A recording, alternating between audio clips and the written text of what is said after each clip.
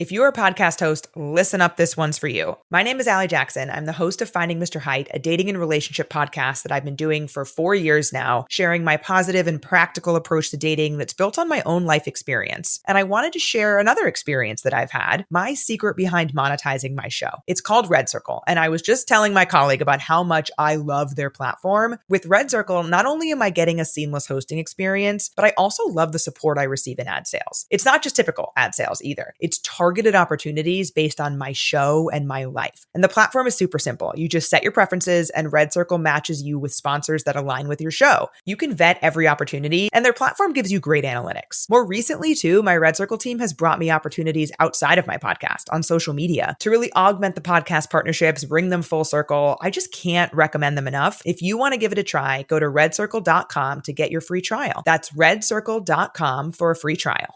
And this is episode 428 of Wheel Bearings. I am Sam Abu-Al-Samad from Telemetry. And I am not. Well, who are you? Hello, my name is Chad Kirchner. Hopefully friend of the pod. And I'm back to talk since about... you're back again for... I suppose I didn't go so badly. It didn't go so bad last time, so yeah. Well, we did have a few complaints, but you know... Yeah, I mean, probably from the other host that you have this week, actually. Well, there is that. There is that. Speaking of which. Yeah. Yes, and I'm Craig Cole, back by unpopular demand. I was just on here last week, so yeah.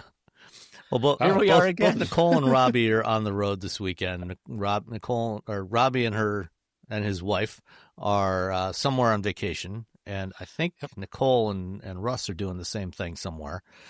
So decided vacation, what's that? Be a good time to have a little EV Pulse reunion. Yeah, right. Pour one out for EV Pulse. Yeah. It's still out there in the ether. It Yeah. is. Jason Sue still puts stuff up there on the regular. Oh, really? Yeah, it's a long story that we don't want to talk about on air. But yeah. No, it's good to see Craig. I saw him a little earlier this year on the Everybody and Their Everybody and Their Mother RAV4 program. That was a big program. Which I liked the RAV4 a lot, and I am genuinely surprised, Sam, that your NACTOY, or I guess I should say former NACTOY colleagues, didn't select it as the finalist. Yeah, I guess it. Not to bring the negative side of that up, but I mean, I am surprised it wasn't selected. There was a lot of utilities on the list this year, as there has been in previous years, and so the three finalists in each of the categories for the North American Car, Truck, and Utility of the Year were announced at the LA Auto Show this week, and for utility vehicles, they picked the Hyundai Palisade, the Lucid Gravity, and the Nissan Leaf. And I think, each in its own way, arguably, I would not classify the Leaf as a utility vehicle. I wouldn't either. But it's a car. It is. It had, aside but nothing from matters anymore, guys. The automakers call it whatever they want. Yeah. Well, exactly. Which is why, I had, pushed for the idea that, the NACTOY jury should also classify things how they saw fit rather than how the manufacturers saw fit. Well, I think at a real high level, before we talk about that, because you have the Lucid Gravity or just had it. I do. Yeah, it's in my driveway right now. Yeah, so I'm really curious about that. But I think at a real kind of 30,000 foot level, does there need to be a car, truck, and utility of the year? Because like the truck category, it's always hard to fill that from my understanding.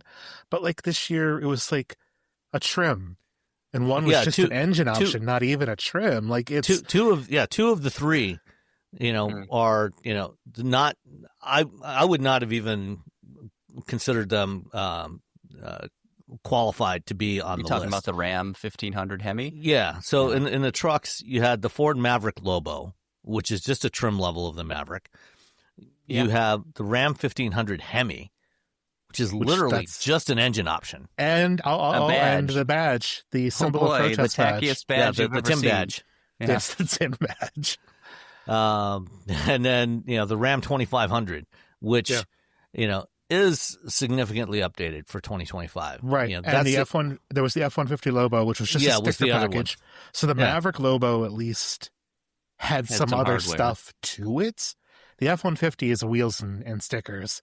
Yeah. And then the mid-cycle of the Rivian R1T was on the long list. Yeah. I can't remember. Was that the quad motor? I thought that was from last year. No, actually, I think it was the quad motor.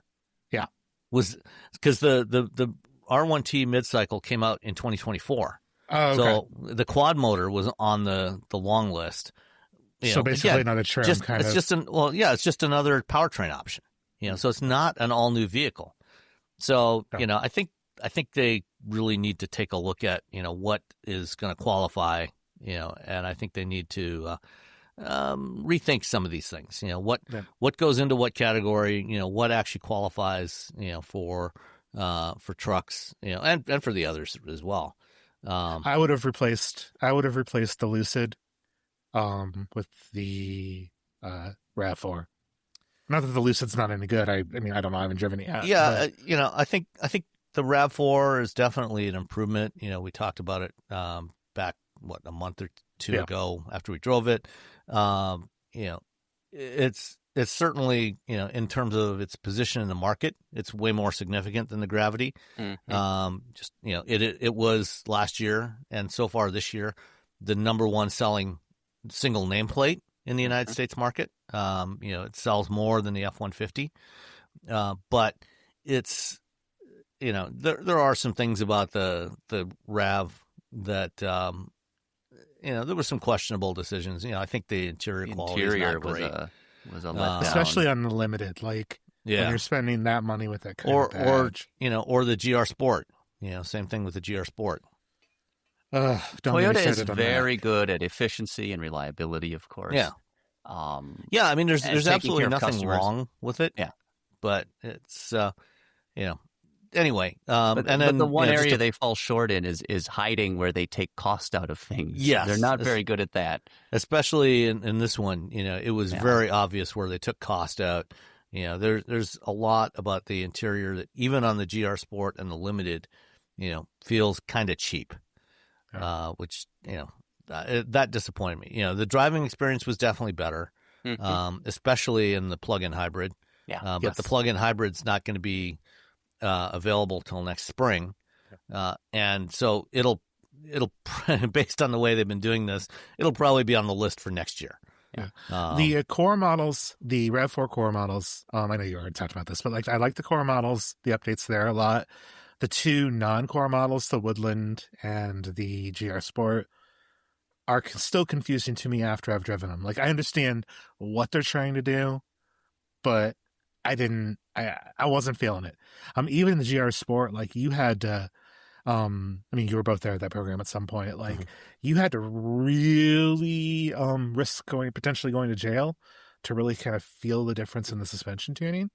And it was... nobody's going to drive a RAV4 like that. So I like the body kit. Nobody's taking the Woodland off road either. Automakers just love to but they don't even have dice and introduce special trim levels that are low cost for them, but they broaden the lineup. It's just as much as I've personally criticized Rock Creek, the Nissan Rock Creek stuff, they at least try to put underbody protection under there. Yeah, it's cheap plastic. It's cheap plastic. Yeah, it's not. I don't think it's not going to hold up. It's not going to hold up under anything. But I believe an effort was at least made where RAV4, but Woodland just has some rigid fog lights. That's the difference. And it does have the mold. The lower part of the bumper cover is molded to vaguely look like a skid plate. Go ahead and use it like one then. No, I mean, those seem to make a little bit less sense to me, especially when in the same showroom you have a 4Runner, which if you're going to kind of do what Woodland is going to do, you're probably just going to be happier with the 4Runner. And the new 4Runner is really good.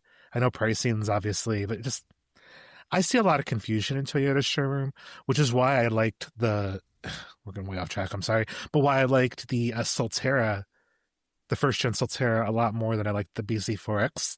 They were the same car, but I felt like not that either one was particularly good EV, but like I felt like the Solterra made much more sense in a Subaru showroom where there isn't a bunch of electrification and plug-in and crossover kind of stuff. Where in Toyota, you walk in there and you're like, well, here's a mediocre EV, but here's a plug-in RAV4 and here's a plug-in Toyota Prius, and here's like just all of these other kind of better, in that case, better sort of options. So I don't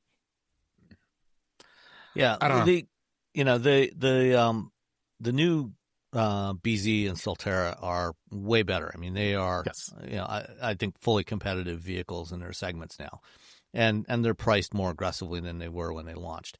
The pricing, Toyota announced the pricing for the 2026 RAV4s this week for the hybrids, not for the plug-in hybrids.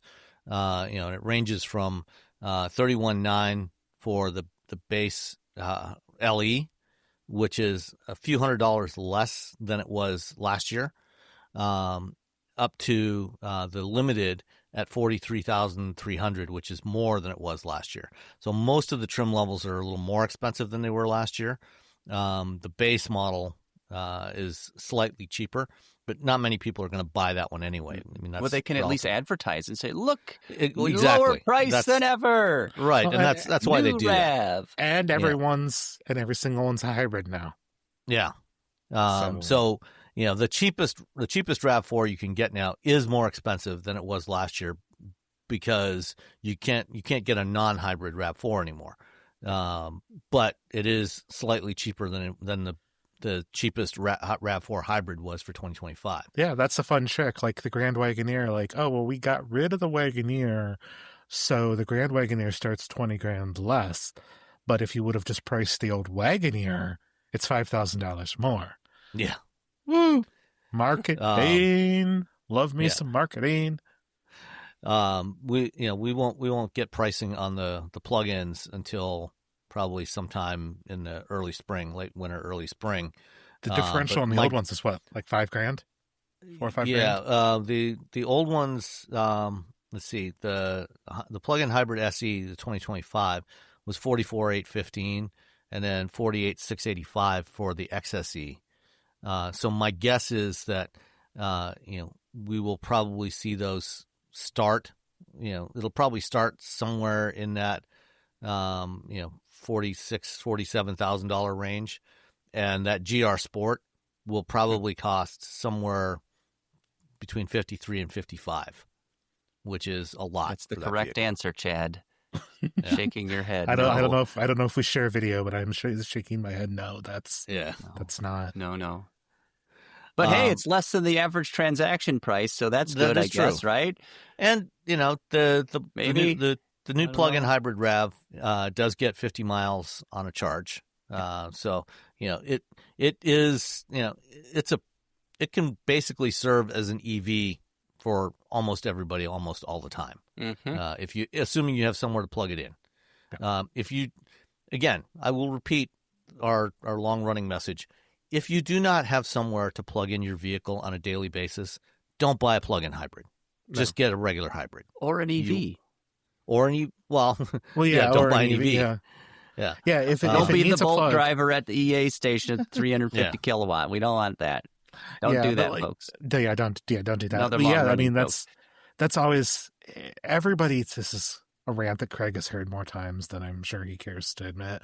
But like, you have to qualify a plug-in hybrid buyer as a dealer. You have to qualify them the exact same way as you do as a BEV driver. So like this idea that this PHEV is the sort of like, leading the way. It's this crossover kind of device that will get people into a full electric world. I think I think it's BS. And every time I wouldn't go that far. I think it is a good bridge technology for a lot of consumers. But again, with that stipulation that it only makes sense if you have somewhere to plug it in on a daily basis. And if you can plug it in every night, or you have workplace charging and you can plug it in every day, then you can basically use it as a BEV. But if you are not going to plug it in consistently, then you're just dragging around 400 or 500 pounds of dead weight, and you're going to get worse fuel economy than you would with the regular hybrid.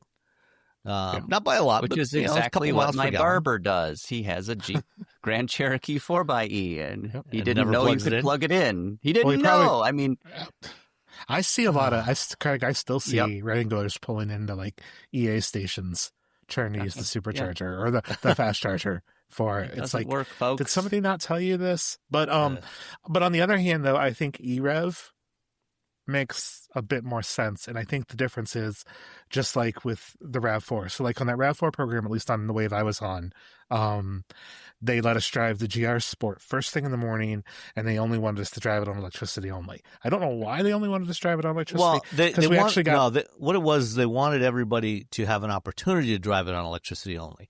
You could still drive it later in the day after the battery was depleted. Right, and I did. But on electricity only, that car does not perform as well as in electricity and gas combined. Which most PHEVs don't. Most PHEVs are going to, if it's not using the gas engine to help, you're going to get okay performance, but you're not going to get BEV performance. And in an EREV, since it's always an electric vehicle, you get the full BEV performance sort of all the time.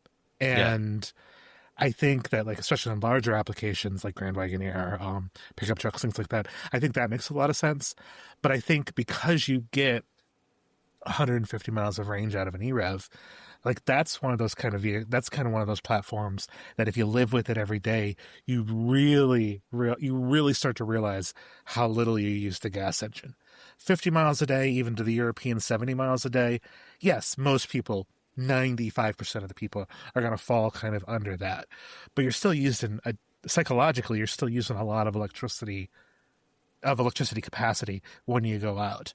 If you have an EREV that you get 150 miles on, you're really going to then see, man, I never used this gas engine. And I think that really becomes a bridge kind of technology. So like with Scout or with, if Stellantis ever ships the truck with it, like I think you go buy a Scout with the Harvester EREV in it the first time around, you realize I never needed that gas engine. And then when you go down to rebuy the next time around, you're like, no, give me the full BEV. Yeah. Unless you're doing a lot of long distance towing, in which case you'll probably stick with the EREV. Yeah. If you're a maintenance supervisor at a manufacturing facility and your machinery isn't working right, Grainger knows you need to understand what's wrong as soon as possible. So when a conveyor motor falters, Grainger offers diagnostic tools like calibration kits and multimeters to help you identify and fix the problem. With Grainger, you can be confident you have everything you need to keep your facility running smoothly. Call 1-800-GRAINGER, click Grainger.com, or just stop by. Grainger, for the ones who get it done. Did you know you can support Wheel Bearings directly? Head to patreon.com/wheelbearingsmedia and you can become a patron today. Your contributions will help fund the platforms and tools we use to bring the podcast to you. And exclusives and improvements are already on the way thanks to your generosity.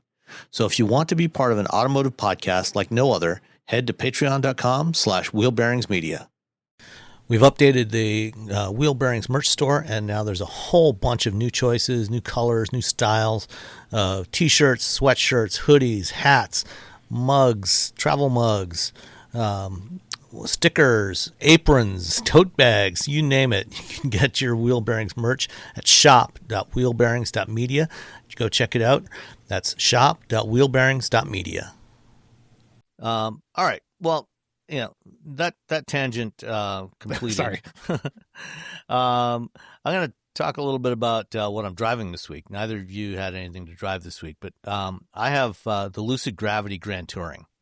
I drove the Gravity back in the spring out in California and was really impressed with it. It's for a luxury 3-row electric SUV, it's probably my favorite of what's available out there. Probably the closest direct competitor to it would be something like the Mercedes EQS SUV. And I frankly like this vehicle a lot better than the Mercedes. The Grand Touring, is the trim that they launched with. That's the high end trim. So that means it's got dual motors. It's got 828 horsepower. It's a pretty good sized 3-row. A lot of people have looked at its profile and said, this is really more of a minivan than an SUV. You could make that argument. It's lower than most. It's certainly lower than off-road SUVs. This is not something meant to compete, directly against the capabilities of something like a Rivian R1S. It's, if anything, it's more wagon. Probably the closest thing, to compare it to in terms of its form factor is the Ford Flex. Or even the latest iteration of the Kia Carnival. That's kind of the shape that it has. So it's not as tall, doesn't have that much ground clearance. Although you can, with the air suspension, you can get it up to 9 inches of ground clearance.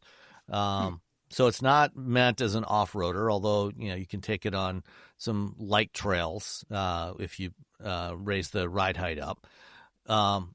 It's the interior. They made a bunch of changes. You can see the evolution from the Air to this. So you still have big upper screen, although now the upper screen is just one continuous display rather than 3 segments like it was in the Air.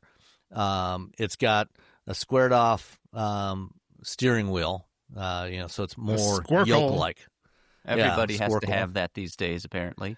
But I guess to see the instrumentation, because exactly. That's what I was just going to get at. You flatten the top so you can actually see the instrument cluster in front of you, and then instead of the retracting pilot screen, as they call it, in the Air that can pull back up into the dashboard, this one has a fixed lower center display.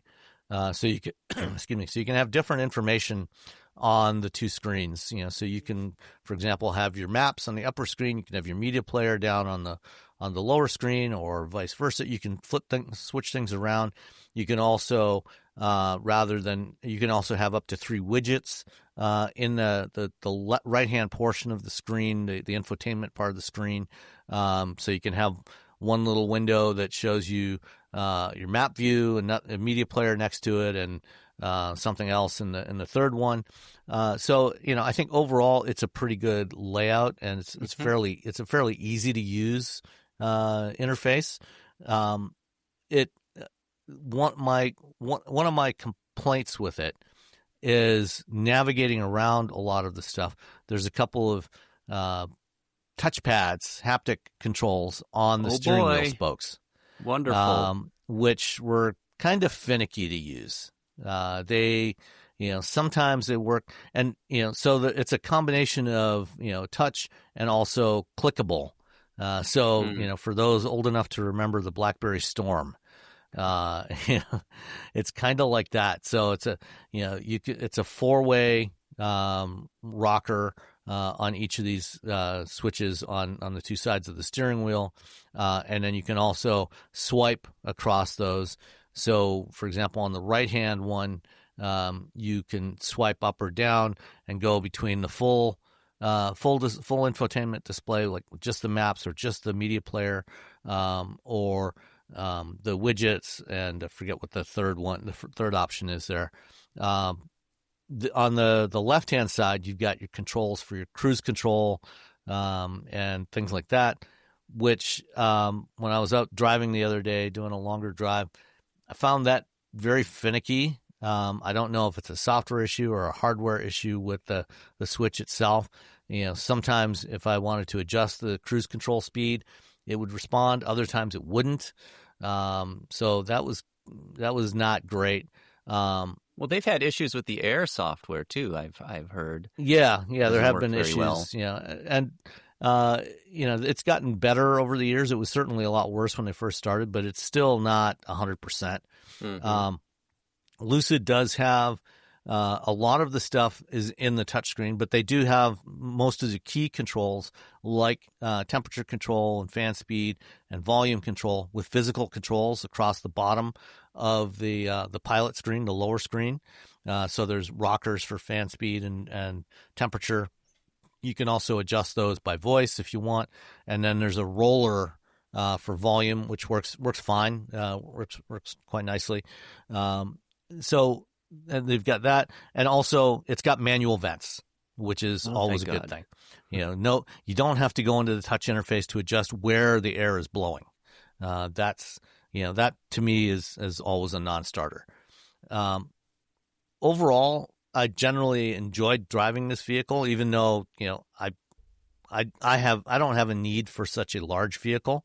It's large, but it's not as large as, say, an Escalade IQ, not by any stretch of the imagination.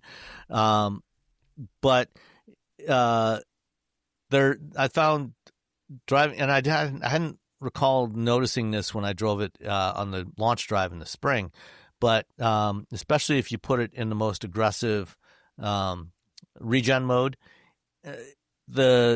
it can be a little rough, like right when you're starting to move or coming to a full stop. It's not quite the control of the motors is not quite as refined as I would have hoped. It's not bad, but it could use some tweaking on the calibration of that. And that's something you're gonna that's something you really do notice. And when it's not right, it feels not finished, or it feels cheap to me. So if I just spent whatever the Monroney or Veer vehicle is, that would be a real turnoff to me, knowing it has to be smooth, especially when somebody like Nissan on a $30,000 Leaf can get that right, even though they did take away one pedal. But that's a different discussion. But yeah, so overall, I generally, it's a beautiful interior on this thing. It's got the full glass roof, which again, can be a little problematic sometimes, depending on where the sun is, because sometimes it can be hard to block the sun. It's got sun visors up there, but it can be a little challenging sometimes. This is a solution to a problem that doesn't exist. And then what does it cost to replace that damn thing when you inevitably get a stone chip? Yeah. Why? It's going to be many thousands of dollars. A hail ball the size of a basketball. Yeah. Or some kids are throwing stones off the overpass. Not that there's anything wrong with that. But that has never happened in Michigan, has it? It probably has. It's terrible. But yeah, what if something hits it? What are you going to do? It's the same with the MBUX Hyperscreen. Somebody's going to crack that thing one day. And what the hell is that going to cost to replace? I can't even just sell the car, just scrap it at that point, right? It's totaled. That can happen. The one thing this car did not have yet, the Gravity does not yet have, is the hands-free driving assist that is now on the air. So it's got hands-on lane centering and adaptive cruise control. Again, something I noticed yesterday while going for a drive for a couple of hours is there were on 3 different occasions the adaptive cruise control would just say adaptive cruise control not available. No indication why. It wasn't a case of the sun, blinding the cameras or anything like that, because it was facing the wrong direction. So I'm not sure what was going on there. So again, needs some work on the software. But the interior, the seats are very comfortable. This one had massaging seats in it in the front row. It's got second row heated seats. The front seats are also heated and ventilated. So most of the stuff that you would expect in a luxury vehicle. One thing that's kind of unique to the Gravity that nobody else really has is for the frunk, they have an optional pad that goes in there that you can flip out and basically use it as a bench. So you can open up the frunk and you can have two people can sit there, so if you're watching the sunset or something, pull up to the beach, sit there, watch the sunset, and then fold the pad back into the front, close the lid, and get back in the car and drive home. There's plenty of cargo space in here. You can get it with 2 or 3 rows. The one I was driving has 3 rows in it. It is very quick. It'll do sub 3 seconds, 0 to 60 with 828 horsepower. They what else was on this one? There's also an optional performance package that mine did not have. And that gives you so that's the dynamic handling package. That gives you different airbag systems. So there's the standard airbag system just has single chamber airbags, which is what was on the car I'm driving. The dynamic handling package gives you triple rate airbags, so 3 different spring rates. It's a 3-chamber system that gives you a little more control over the wheel motions and body motions, and it can lift it from between as low as 5 inches up to 9 inches. It also has rear wheel steering and painted brake calipers. Oh no, sorry, mine did have that package on there. I didn't do much aggressive driving in on windy roads this week. But when we drove it in the spring, we did get a chance to drive it on some fairly fun roads near Santa Barbara, and for a vehicle this size, it handles really well. It's really nice to drive. Let's see, there's also the Surreal Sound System Pro, which is a 22 speaker sound system. You need 35 speakers at least. I know. Escalade, right? I mean, 22. That's for the pores, Sam. If you have enough watts, though. Then exactly. And this one also had the optional 22, 23-inch wheel and tire package. So the standard setup, you get 20-inch front wheels, 21-inch rears, and then the first option is 21 fronts, 22 rears, and this one had 22 fronts and 23-inch rears, which are very big wheels and tires. No. Really not necessary. The wheels look really nice. They're great looking wheels, but you don't need that, and it does eat significantly into your range. Yeah. So if you get the base setup, the 20 and 21 inch wheels, it's rated at 437 miles of range. With the 22s and 23s, it's 386 miles. And actually, there is, let's see. 386. There's also a package that drops it down to just 378 miles. How are you supposed to rotate those tires when they're staggered? You're not supposed to. So you have to dismount them then every time. Well, the tires are different sizes. That's true. Yes, duh. But you're not flopping side to side. You don't do that. With radials, so you're just done then. Okay, another reason not to do that. But Michelin's happy. Of course they are. Go and put whatever Nexen tires on your $100,000 Lucid. I believe Michelin is their tire.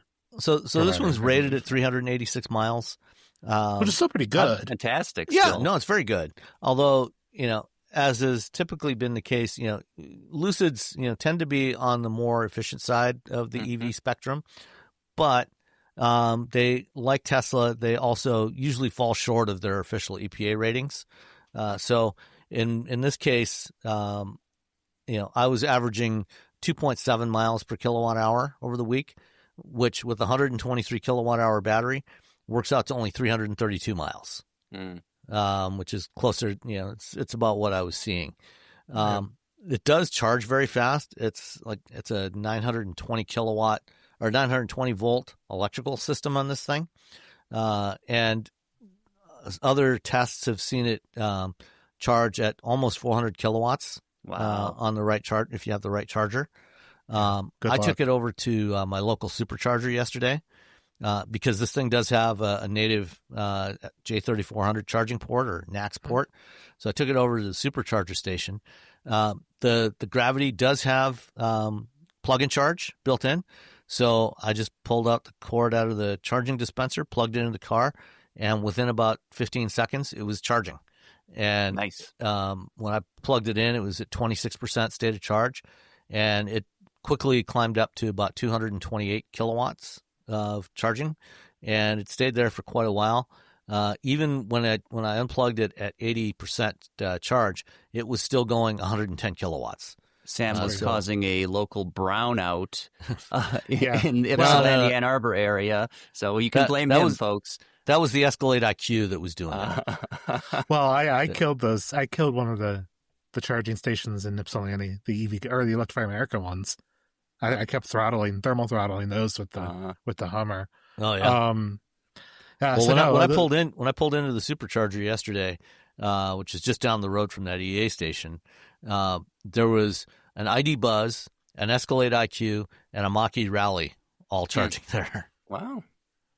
Well, Diversity of vehicles. How about that? The nice thing about version 3 superchargers, even though they peak at 250 kilowatts, is that's 250 kilowatts to each pole. So you don't have to worry about like splitting or sharing with the person next to you. So Sam might cause a brownout. There were Model 3s on either side of me while I was charging. Yeah. So.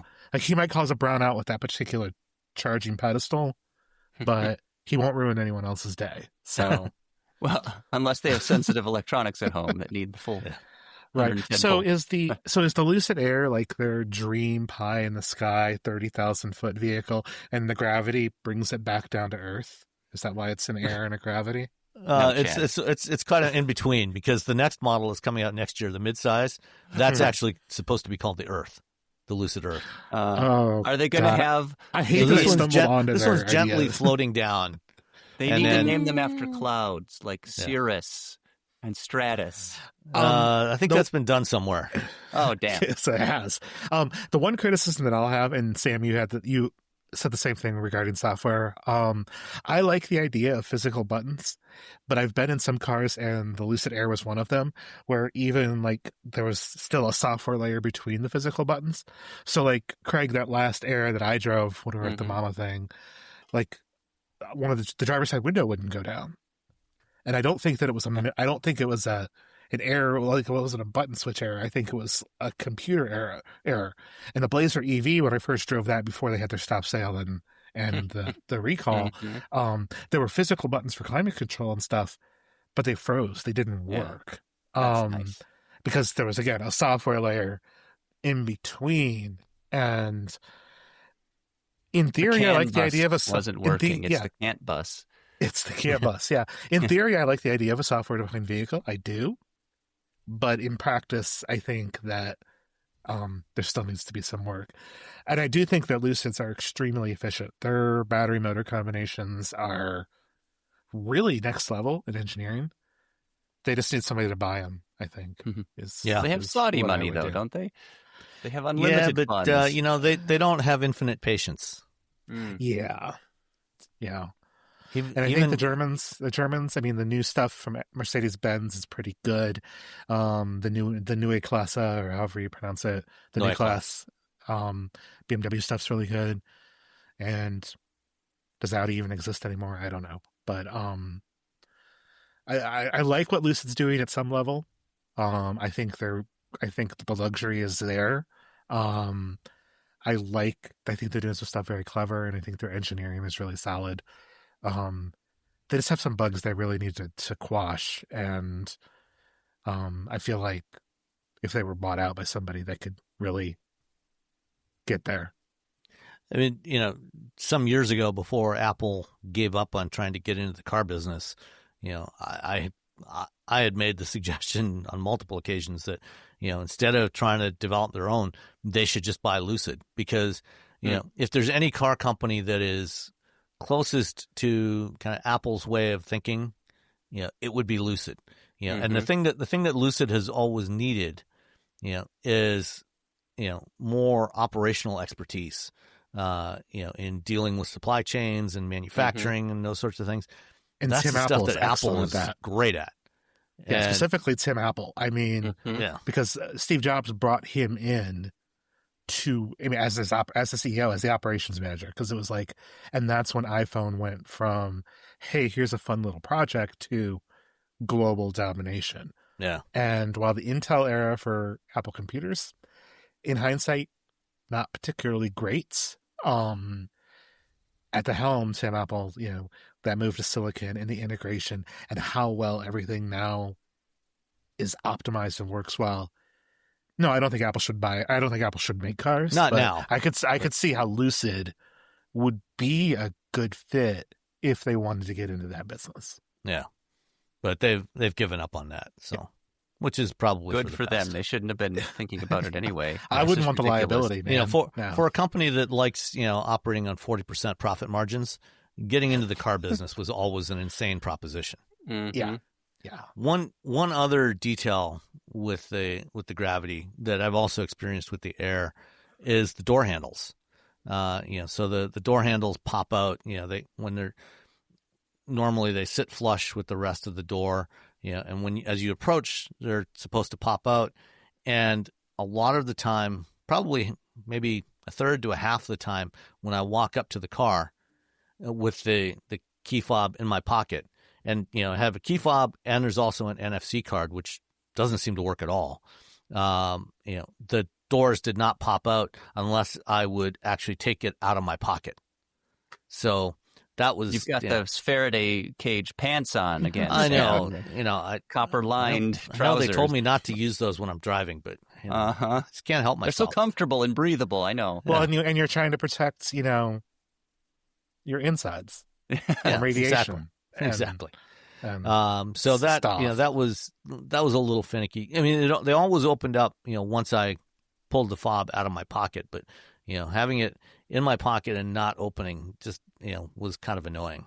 Well, hopefully the Chinese are going to fix the problem for all of us by banning stupid door handles, and hopefully that catches on. So that would be nice. That would be very nice. So the Monroney that I got is not actually the one for the car I was driving, because it lacks some of the things that were on this car. The car I had was finished in Aurora Green Metallic, which is a lovely color. Lucid unfortunately doesn't have any really bold colors, especially on the Gravity. But the Aurora Green is a good color. 4 shades of gray. Yeah. And the German rainbow. Yeah, altogether, it came to a grand total of $117,750. No, which is 35 grand less, 40 grand less than an Escalade IQ. It's about 40 grand less than an Escalade. It's less than the EQS, the CV, which I don't care for at all. It's a butt ton of money, but it's also I mean, when you look at it in the context of the segment, it's expensive, but it's not insanely expensive. Like, I would probably take this over a Volvo EX90, which is similarly priced. Like the starting price for the Grand Touring is $94,900, so $95,000. Right. And didn't they lower it recently, though? Well, they just announced this week at the LA Auto Show. They announced the Gravity Touring trim, so that's what it is. A lower trim, not as grand, but not quite as grand. But you can still tour, but still very nice. And that one starts at $79,900. That one does have a slightly smaller battery. Yeah, so it's been decontented a bit. The batteries, they took a few modules out of the battery, so that brings it down to I think 89 kilowatt hours. Yeah, 89 kilowatt hours from the 123 for the Grand Touring, and that still gets you over 300. Over 300 miles of range for the touring trim. And it charges very fast.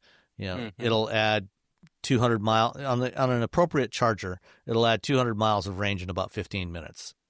0 to 60 for the Grand Touring is about 3.4 seconds. It's 4 seconds for the Touring, which is still more than fast enough. Nobody needs that kind of speed. So that cheaper model puts you in within $5,000 of like an Ioniq 9 Mm-hmm. and an EV9 at the higher end specs.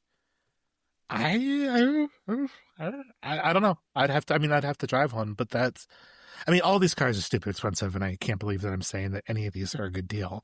But I love the Ioniq 9, but their software at least works. But like, I feel like if I could get into a Lucid experience for not much more money, yeah, I mean, I would if I was buying, if I was looking at a top of the line Ioniq 9 versus the Touring, the the Gravity Touring, I think I would have to very seriously consider the Gravity. Mm-hmm. Yeah. The problem is Hyundai will be around in 5 years. True. That is true. Will Lucid be? Yeah. Right. Will they honor your warranty if they're out of business? And therein lies the problem with software-defined vehicles. Things become very iffy down the road if the creator of your software-defined vehicle finds themselves undefined. So like a Henrik Fisker, for example. I mean, you could say that theoretically, Chad. Maybe you could, in theory, as possibly. an example. As an example, I mean, just Henrik Fisker. Yeah, I mean, Craig, you weren't there. Sam, did you go to that GM thing a month ago, or whatever, in New York? Yeah, I was there. In New New York? York? Right, you were there. Yeah. My brain doesn't work anymore. I'm getting old.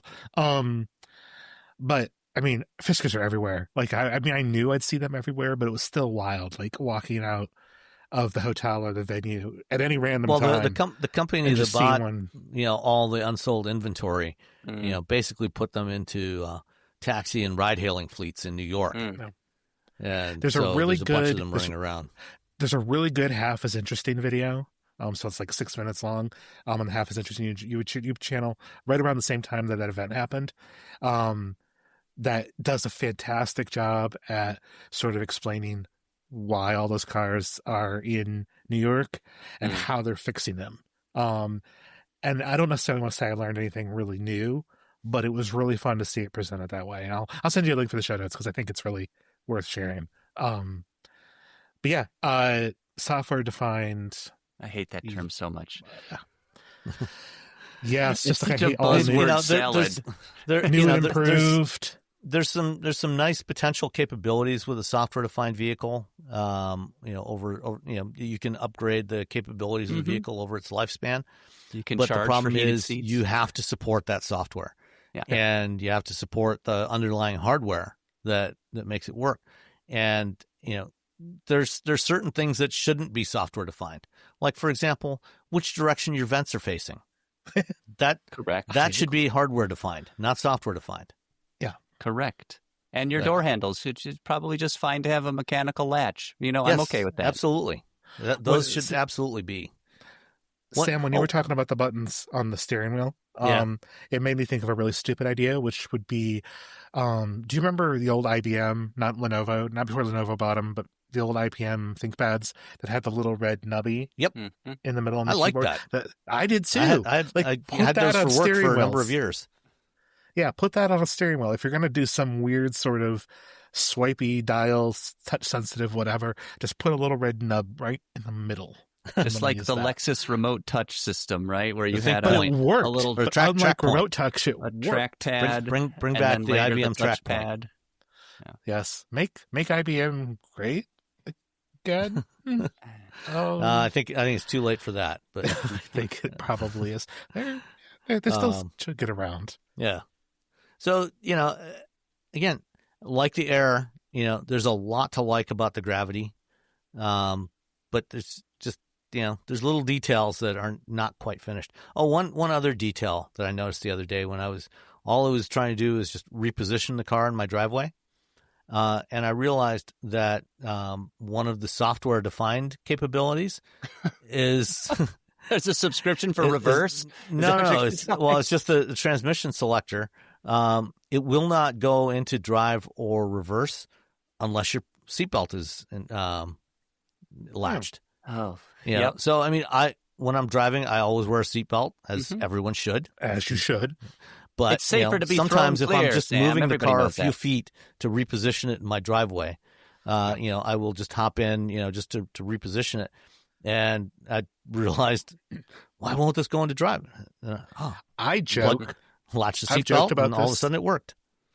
I've joked about this with some automakers, but I'm actually pretty serious. Like, there should be an auto journalist setting that below 3 miles an hour, or 2 or 3 miles an hour, that kind of stuff doesn't activate. You don't necessarily get the seatbelt warning chime. The automatic headlights are off. The mirrors stay out instead of close in. It's like a car wash mode, but just for us. The mirrors stay out. Oddly specific demographic. The doors don't automatically lock. But if everything's software defined, it's you just do that. Just have it behind a special code. So you tap in a code on the screen, and then it gives you journalist mode. Yeah, that gives you. So you can take your photos with the lights on, the door handles retracted, the mirrors out. Yeah. Because, gosh, I hate getting, and Stellantis vehicles are pretty common for this. I'll get one, and the last person had the instrument cluster brightness clicked all the way up to the permanent daytime mode. The blinding. Yeah, and then I'll climb in it at night, and then I can't see for an hour because it just seared my retinas out. Yeah. That's a feature they had on their older models, too, with the wheel for adjusting the brightness of the cluster. For whatever reason, there was that one extra setting that would just... It was. I don't know what the logic was. So in the GM car I used to own, that last click would also turn on the dome light. Mm-hmm. So you turn the brightness all the way up and then dome light, which was also, I don't know, weird. From the company that put the cruise controls on the wipers, on the turn signal stock, along with the high beams and everything. I'm surprised they didn't put it on the gear selector as well. And what other features can they... Fan speed, maybe they can sneak that on there too. Remember when you could adjust fan speed and climate control on the steering wheel? When there were separate buttons for that. GM did that in the 90s. I don't remember. 90s, early 2000s. You had radio controls. Oh, and you had that was in the time when they had 30 buttons on the steering wheel, though. Yeah. Pontiac did that. That's driving excitement. Let me get my reading glasses. Which button is it now? Then it's the scene from Tommy Boy where he smashes the car on the desk. Says the guy who had a Windows phone when we were talking about old Blackberries earlier. It's right here. I had several. But speaking, I'm going to segue us into continuing with Stellantis, maybe. Okay, yeah, let's talk about the Jeep Recon. Let's talk about that. So I saw this. We've seen this car for 2 or 3 years now. Yeah, I think. They first released photos of the Wagoneer S and the Recon back in 2022.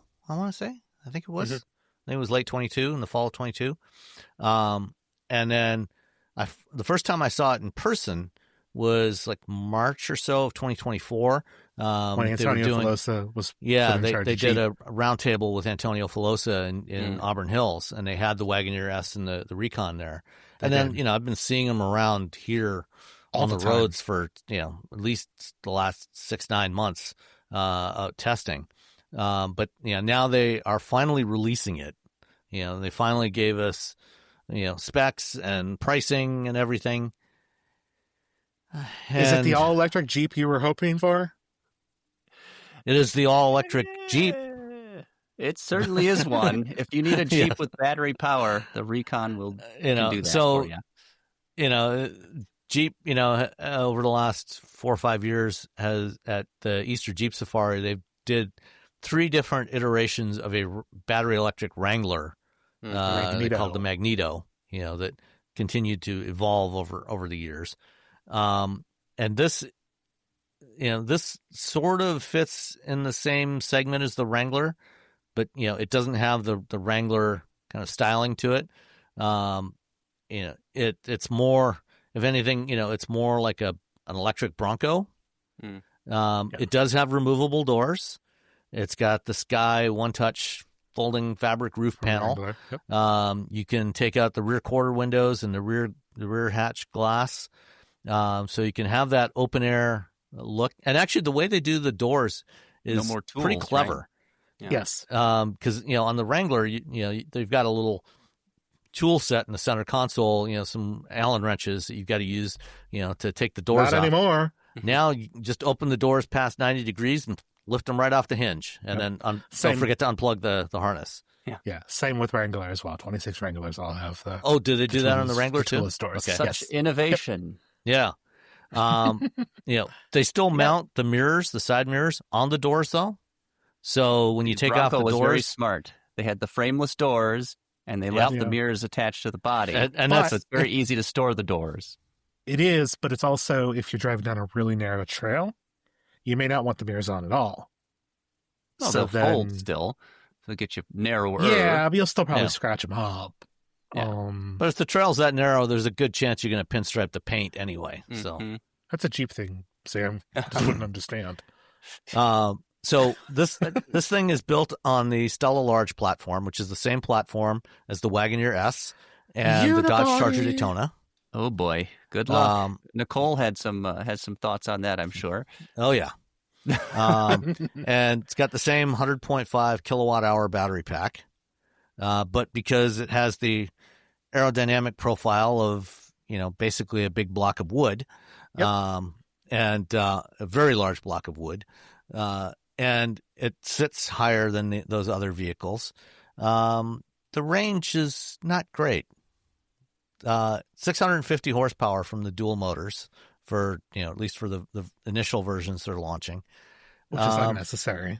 And 0 to 60 in 3.6 seconds for what is nominally an off-roader.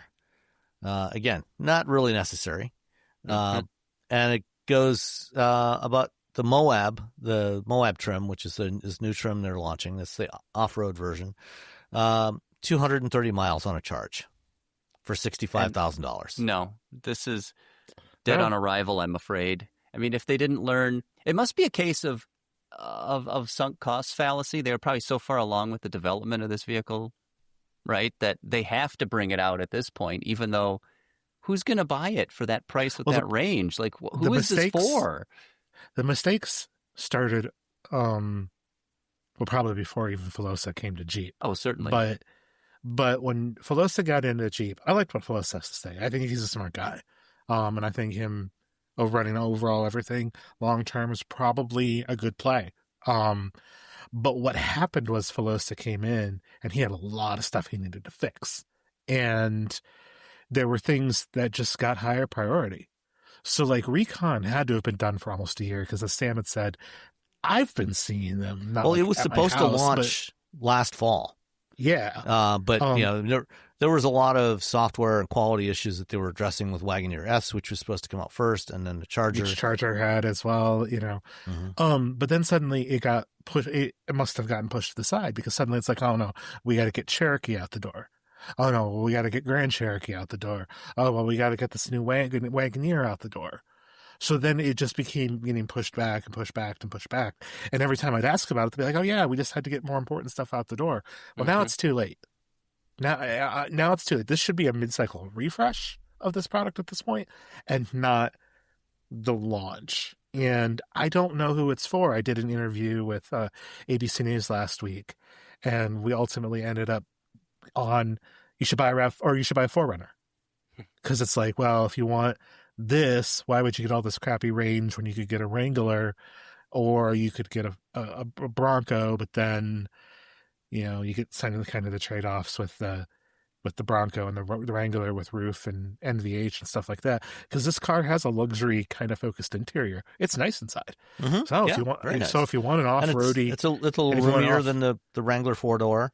So if you want something off-roady that's nice inside, 4Runner's really good. But the problem is it's only got 9.1 inches of ground clearance. Yeah. And you said that Lucid that you were just in had 9.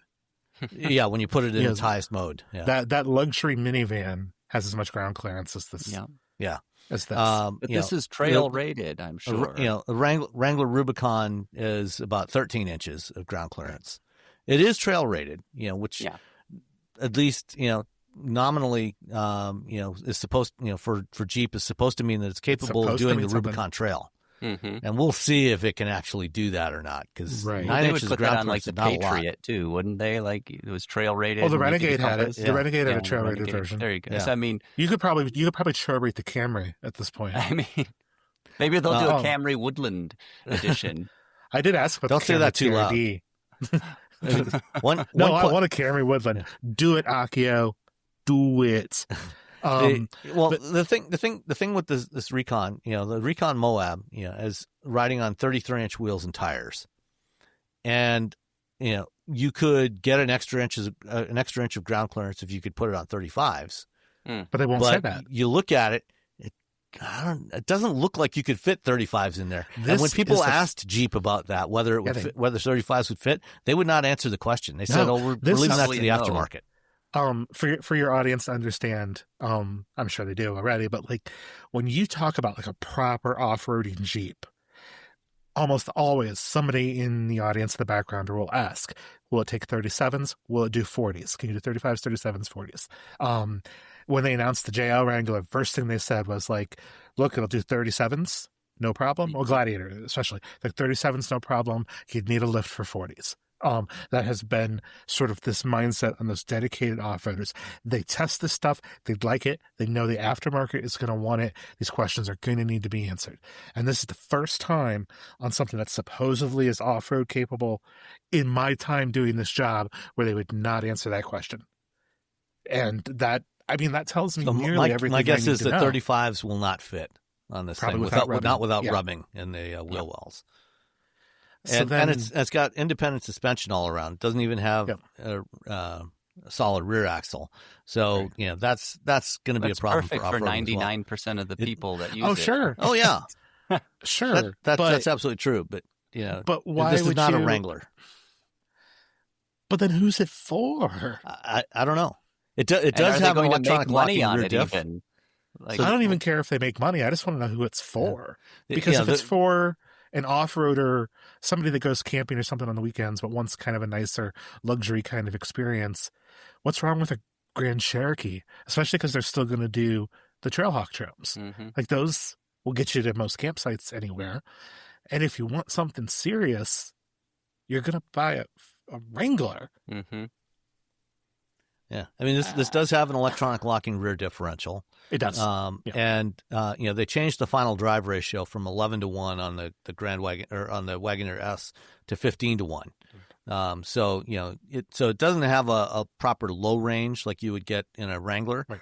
But it does have a significantly lower final drive ratio, and that's part of why the range is so short too. Yeah, and off-roading a full BEV is a fun experience because, you're not dealing with a torque converter. You're not dealing with any of those sorts of kind of powertrain losses between your foot, the application of your foot, and what that tire does on that rock. But you can get that experience with the Wrangler 4xe. Mm-hmm. So, yeah, I don't know. It's going to be interesting to see how many of these they can actually sell. I think the number is going to be pretty modest. Especially the price, the range. Yeah. 60 I mean, they could grand. pull a Charger and throw an ICE engine in there. Well, Stella Large can do it. In principle, yes. When you look at this thing in profile, though, it's, if anything, it's going to have to be a transverse engine in the front because the hood is not as long as it is on a Wrangler, for example. So that Hurricane Straight 6 ain't going to fit. You're definitely not going to fit a south. 392 in this thing. Yeah. But what you could potentially do is the new, put a 4-cylinder engine in there and do an E-Rev. That new Turbo 4. You could do that E-Rev too with a 4-cylinder. Yeah. Or what they could do, they interesting. could fit the straight 6 if they just put in one of those dog houses that they used to have on the conversion vans so that half of the cylinders can just be right in the center console. Then you could fit the straight 6 maybe. There you go. And have an easy time servicing the spark plugs. Yeah. I mean, do it from the driver's seat. They put a pretty ugly hood in the Charger to get that straight 6 to fit. So, and at SEMA they showed a Charger, a drag race Charger with a Hemi in there. So where there's a redneck, there's a way. Yeah. So I anything is just possible if you want it bad enough. yeah, and you have money.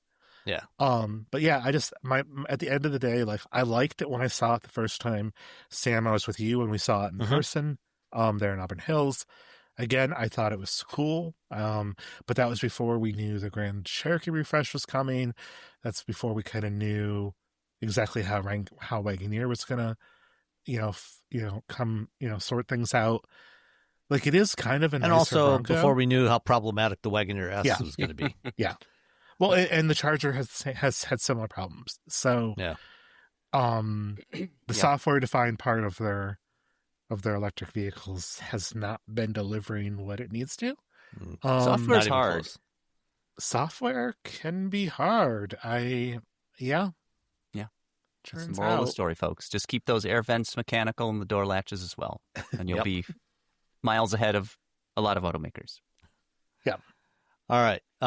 Something else that made its North American debut at the LA Auto Show this week was the Hyundai Ioniq 6N. Love it. So this is basically, the 5N in a 4-door body, with a few more tweaks to it. 641 horsepower, simulated shifting, all kinds of simulated engine noises.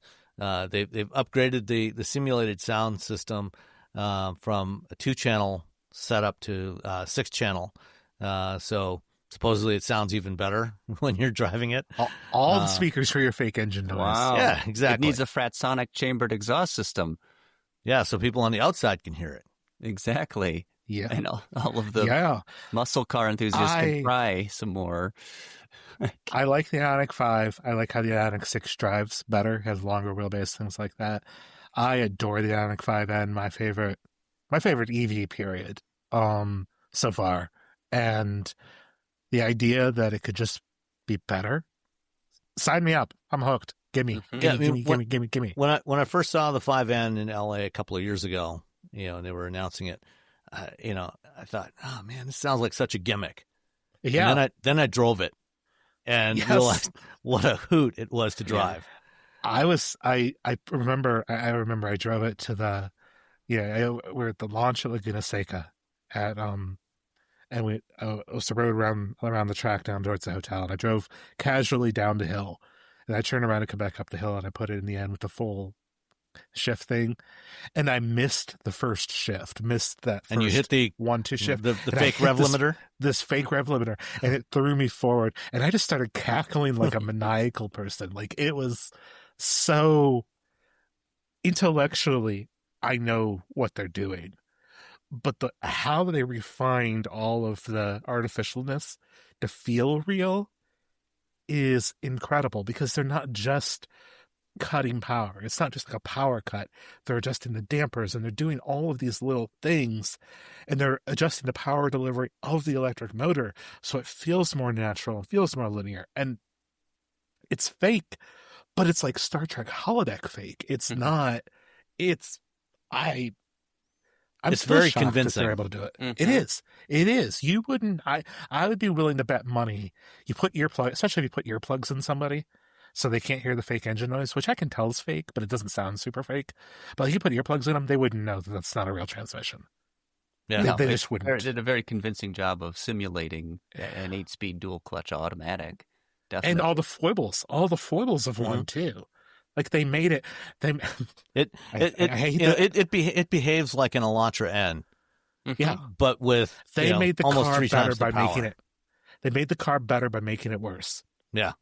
And God bless them. 641 horsepower. And the beauty of it is you can turn it on and off, so you can drive around normally, and then when you're on a twisting country road or you're doing a track day, you just flip it into N mode, and it all comes to life. It's amazing. And unlike Mercedes-Benz, who's now doing it, or will be doing it in their new AMG GT replacement, I rode in the prototype earlier this year, which also is really good, but they only allow that fake shifting and stuff in Sport Plus or in S Plus. With the Ioniq 5 and presumably with the 6, you could do the fake shifting in normal mode. So it actually, it'll still power deliver the same way. It'll feel like you're just driving a normal car, a normal gas powered car. So you can still have that experience if you want it without having to be in full on balls out, end mode. The one thing I clever. didn't care, I drove the Ioniq 5N a couple of years back. The one thing that I didn't care for was that sort of a BMW element to the vehicle, in that there are so many settings. You get into the menu for like the chassis and the braking feel, whatever. Like, just who needs this? Why? Simplify. Don't make it more complicated. But I guess if you want to get in there and tinker around, great. But I don't see a lot of people using that necessarily. Yeah. No, there needs to be like 3 settings. But It needs to be like 3 settings. Everything in full attack mode. Mm-hmm. Everything in comfort, quiet, efficient mode. Yeah. And then the journalist mode, which is everything in the suspension and everything in the soft, comfortable mode, but the exhaust super loud. Mm-hmm. Those are the 3 settings that you need. Go. That's all you need. One of the things that disappointed me about the Charger Daytona was, it's got paddles on the steering wheel, and they could have done this, and they still could. They could do an OTA software update to enable this same kind of thing, but they for whatever reason they chose not to, and that would make so much sense in a car like that. It's because they've never driven an Ioniq 5N. Yeah. I'm convinced nobody in Auburn Hills has driven one, because the big problem with the Charger is if you're going down the highway at 65 miles an hour, it's a fantastic cruiser. Yeah, it is. But it feels like but if you have the Ioniq turned on, it feels like you're at like 5,000 or 6,000 RPM, and it sounds like constantly droning. And then if you have regen set to anything other than the lowest setting, it gives you a little too much engine braking. So air quotes engine braking. So it feels like you need to shift the car. Like it feels like it's missing a gear. Yeah. And that's super duper annoying unless you turn the Ioniq and stuff off. And then it's just a normal EV, because you're right, it's an excellent cruiser, but it needs that. And, Kuniskis pre-Trump promised us, the Banshee is going to have this multi-speed gearbox, and we're going to be able to deliver on whatever all of happened this to that in a mix of a way between Porsche does it and the way that like Hyundai does it. And then of course that's dead. So I hate that we're using this whole. I hate them using this whole podcast to crap on Stellantis, but their EV offerings have just. They're first generation. There was so much potential there. Yeah, and we're already in second and third. Yeah. Like an all electric Charger should be bonkers, and in a lot of ways it was. An all electric powertrain makes a car feel more luxurious, like Wagoneer S. Mm-hmm. Yeah, that should be, it should be the way to deliver there, and it plagued with software issues. Mm-hmm. And then you drive into something fun, and like the Ioniq N, and you're just like, it's night and day.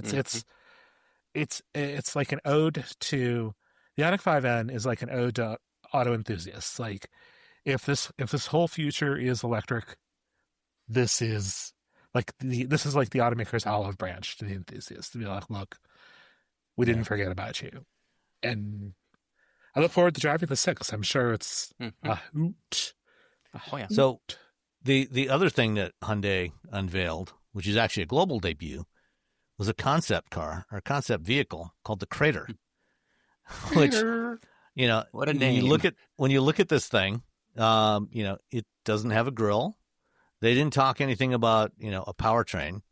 But I could imagine this thing using eGMP hardware and doing what Jeep wanted to do with the Recon, but doing it right. Yep. It looks like it has portal axles too, because there's like in the renders, at least, there's no suspension under there. I don't see anything in the middle of the body. It could. It might. You never know. Yeah. I mean, it's a concept, so who knows? Anything they goes. could do whatever. But they've taken this whole, like, Hyundai has gone full pixel and have really embraced it. Like, I thought they were going to kind of embrace it, but they have really embraced it, and they've carried a lot of that over to production vehicles. Like, I think the interior of this thing is, I don't know if it's good wild to me, but it is wild. With the pixelated displays and this idea of like, especially like the drive mode selector and things like that, it is very retro future. It's the 80s, but like the 80s we were promised, the future we were promised in the 80s. And I don't know if that's a good thing or not, but I kind of dig it. And the Crater concept, the Ioniq 3, which was the concept 3 that they showed earlier this year, also had a moon vibe to it. So they're really leaning into now the outer spaceness of their concepts. I don't know why, just a trend that I'm kind of noticing.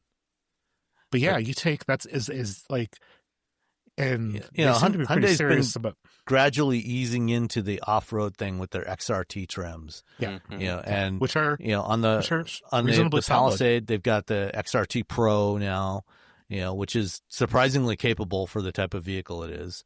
You know, and I would not be the least bit surprised if they build a production version of this. Obviously, not with the suicide doors, no. but you know, but could I can see them taking on Jeep. So cool. What was that, Craig? They should, because it would be so cool to have something different and still functional.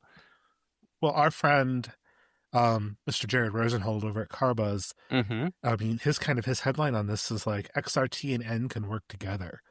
And like, I know that some of the N people worked on this concept. And so like, if you want a real kind of like, I mean, maybe not necessarily a Raptor competitor, but like, you know, something to really go after, like hardcore 4Runner bros or the Bronco kind of stuff. Like, I think there's room for competition from the Koreans in that segment, because if they come in the way that they have in the other segments, they take this. Ford seriously. and Jeep will be in big trouble if Honda breaks this up.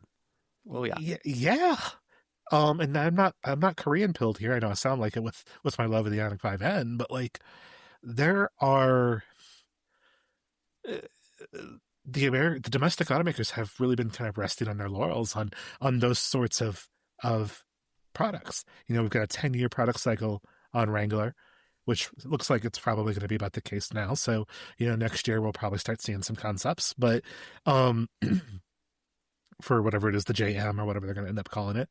You know, Broncos, I mean, it's closing in sales-wise on Wrangler, but both of those products are really expensive. I mean, part of the Wrangler's problem is how much the dang thing costs.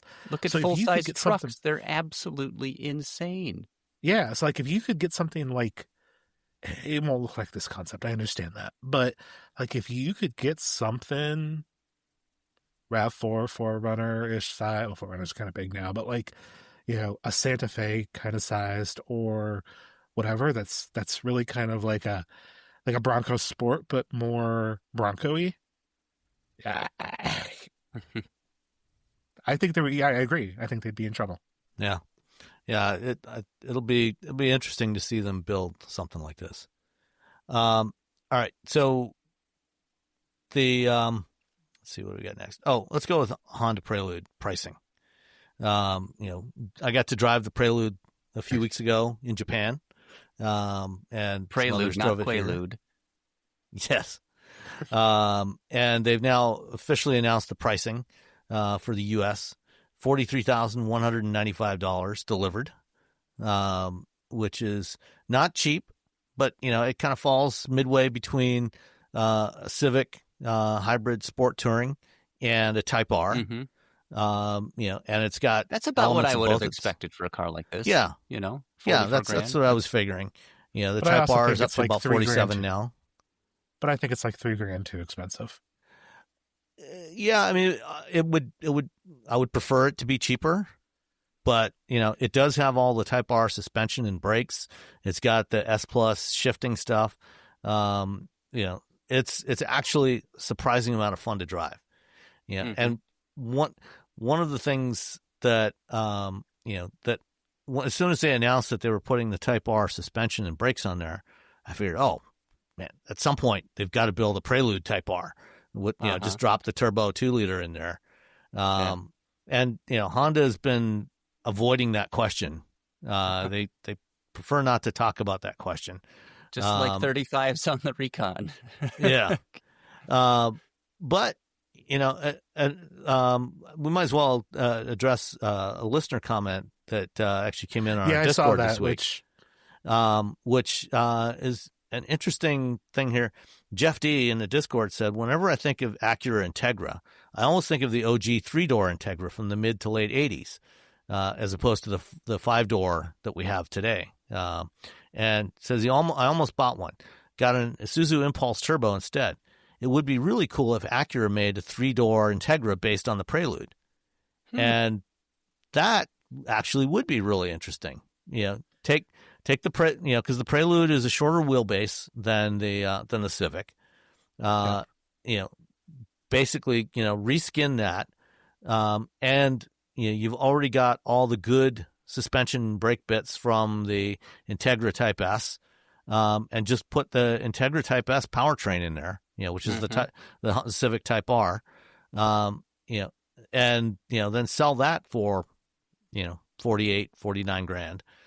So make that a 3-door Integra. What do you think about that approach? Here's a lot. So I like this idea, and I would almost argue that this is how the car should have come. It shouldn't have been a Prelude. I also will admit that I think the Prelude is a car designed exactly to my sensibilities, which means it's probably not for a lot of people.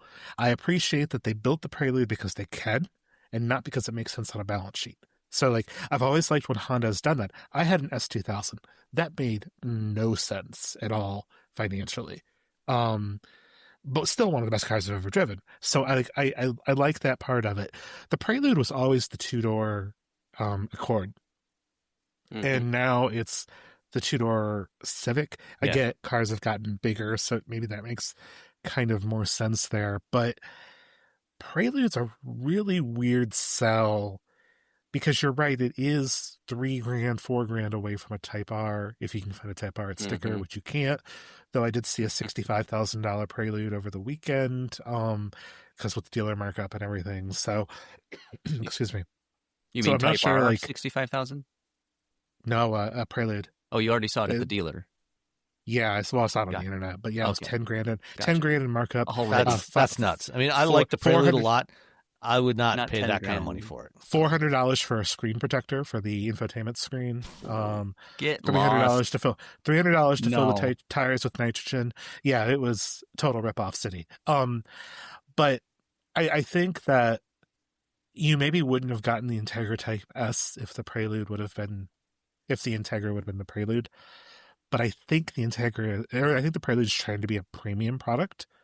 And I think it'd fit better with an Acura badge. I mean, I know that doesn't have power adjustable seats and stuff like that, but add those, add a couple of grand to the price if you need to, slap an Acura badge on it, and I think that makes a little bit more sense than it does with a Honda badge. An Integra Type S is $53,400.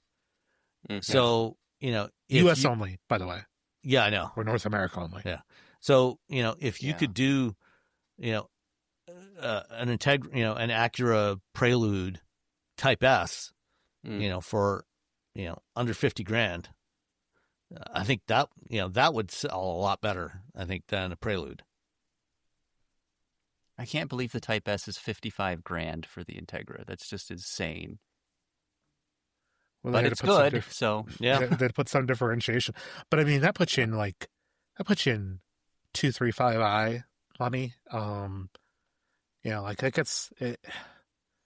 But probably a lot more reliable than a BMW.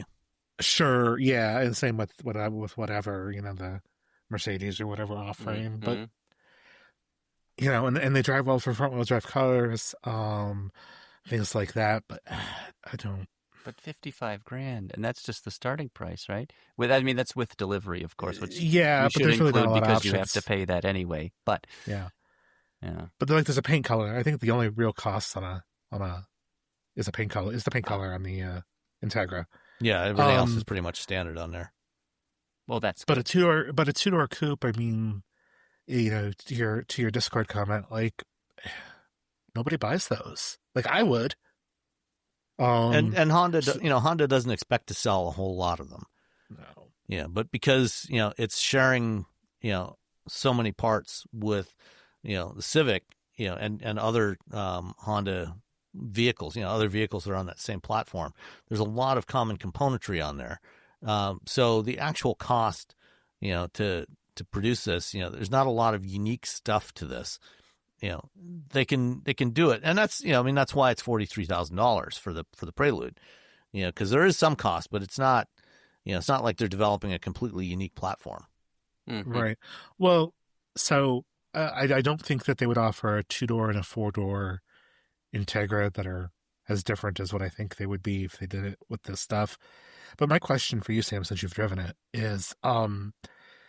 is it a more expensive, fancier, more fun to drive Civic Hybrid, or is it a detuned, more fuel efficient Civic Type R? Like, Yes. What's the Prelude? It's both of those. Yes. Because Okay. it has the driving dynamics of a Civic Type R, because it's got that suspension. You can going into a corner, you can trail brake it and, bring that back end around really nicely, and balance it perfectly. And at the same time, you've got that Civic Hybrid powertrain in there, which is really, really good. And, you've got, as, we talked about with the Ioniq 5N, the Ioniq 6N, you've got that fake shifting, the simulated shifting, and the engine sounds and everything, and as with the Hyundai, it feels very authentic. And a big part of the reason why they're able to do that is because of the way the Honda hybrid system works, which is in a lot of ways quite different from the Toyota hybrid system. Because it is actually predominantly electric drive. It's more series hybrid than parallel hybrid most of the time. And so because the engine is mostly decoupled from driving the vehicle under the vast majority of driving conditions, even when you're driving quickly on a track, because you've got 181 horsepower from the primary electric motor, out of 200 total. It's a good amount. Yeah. So you're getting most of the electric drive. So that gives them the freedom to actually manage the engine revs and make it feel like, actually have it cycling up and down as you're shifting, and also do the torque management of the electric motor, so you get that little, slight drop in propulsion as it's doing the shifts. So it has that same very authentic feel that the Hyundais have. But it does not feel like the old Insight, because with the old Insight, like the engine would just be revving randomly, no matter what your foot was doing. Okay, good. Yeah. So, but to also be clear, like, it's the computer's choosing to raise engine revs sort of independent of efficiency for the purpose of when you put it in S Plus mode, it's managing the engine based on things like your speed, your lateral acceleration, your yaw rate, so using all of those inertial motion sensor signals to replicate what the engine would be doing if you were driving just a pure internal combustion vehicle, and shifting it manually. But it's way more sophisticated than, let's say, a CVT with fake shifts. Yes. Yeah, absolutely. Nice. Yeah, I want to drive it. I'm looking forward to it. I think, like I said, I think it might be a car designed for me, in a lot of ways. But yeah, I also, I don't know. When the price came out, there's a lot of people that said this product was going to be DOA. It's not the Recon. It's not. No, it's not the Recon. No, I think this would be a lot more appealing than the Recon, and it's not inexpensive. But again, when you look at it in the context of what else is out there, you compare it to the Civic Hybrid and the Type R. It's right in between those. So you've got kind of the best of both worlds and a different design, that 2-door form factor. So it's got, it's kind of in a unique place, and there's nothing else quite like it in the market. Well, because I think it doesn't make sense. Like, I think it makes sense for like what they're trying to do. Yeah. But I don't think it makes sense to a bean counter. Yeah. Well, I don't think Honda would do it if it didn't make financial sense for them. I think they understand the kinds of volumes that you're going to get with this, which is probably no more than 10 or 15,000 units a year in the U.S. Right. Which I bet it's lower than that. I bet after the first year it's maybe 5 to 10. Yeah, after the first year it'll probably drop off a bit. But if they made it a Prelude SUV, then they could sll 50,000 of them. Oh yeah, absolutely. Or a Prelude SI and put the Civic Type R engine in it or something. I don't. I think there's ways to go with it, but I do feel like this was a car that they could build because they can. Wait, it's pronounced SI? I've been saying it as C. I thought it was a Spanish market model. C, Craig. C. I've been saying it wrong this whole time? What? Said, dang it. Dang it anyhow. All right. C. Let's carry on. The Porsche Cayenne Electric. I appreciate your courtesy laughter, by the way, for that terrible joke. The Cayenne Electric is now officially out. It's here. Yeah. Yeah.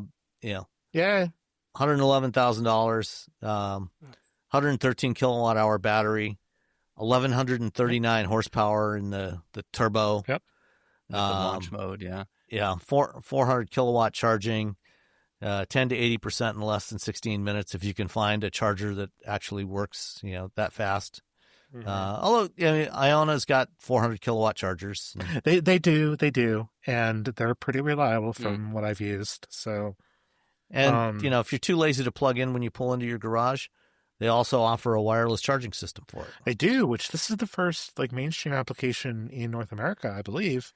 Yeah, BMW did a pilot. They sold a limited number of 5 Series plug-in hybrids some years back.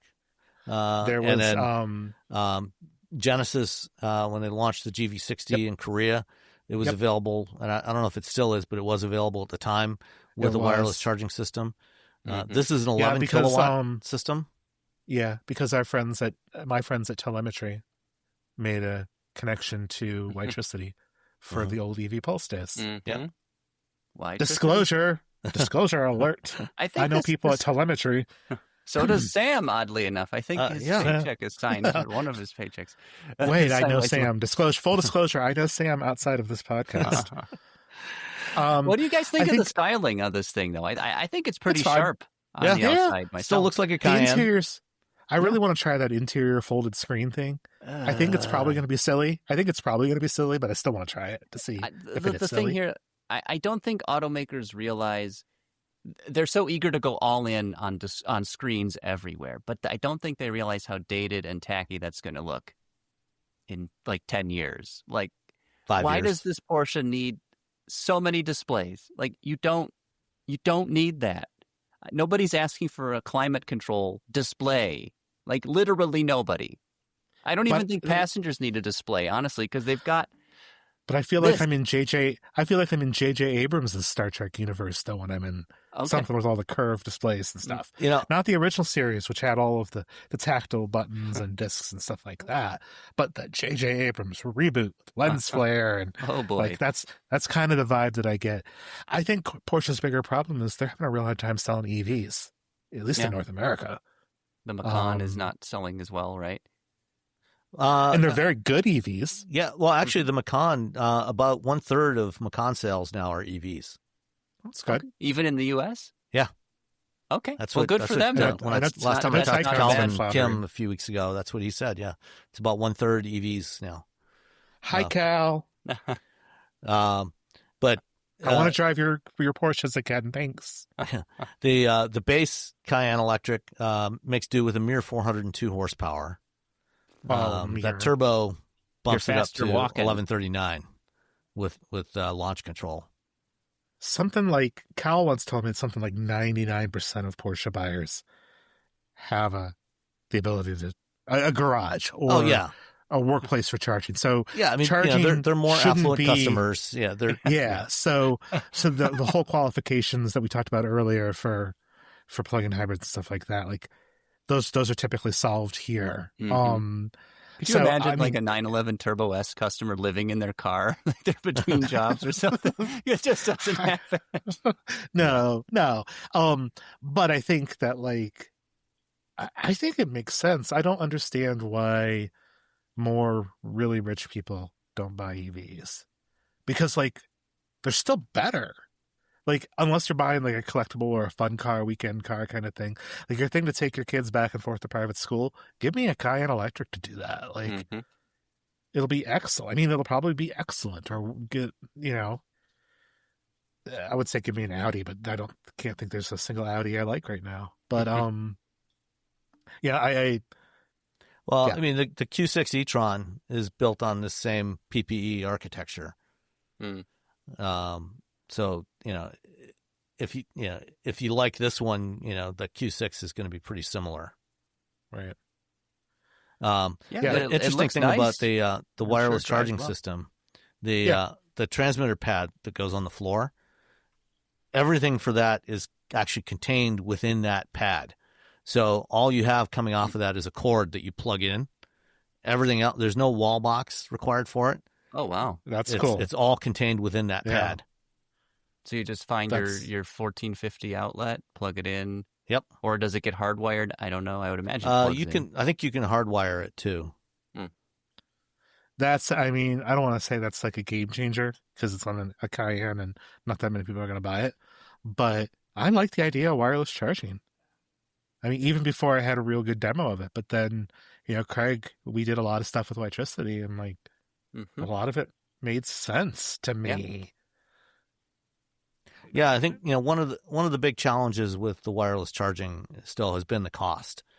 Like I did a research project with a company probably 6 or 7 years ago now that was working on a wireless charging system. And we did some costing analysis for them, and at that time, even in volume, it was still going to cost somewhere around $3,000 to $4,000 for all the components, the bill of materials, and the assembly cost.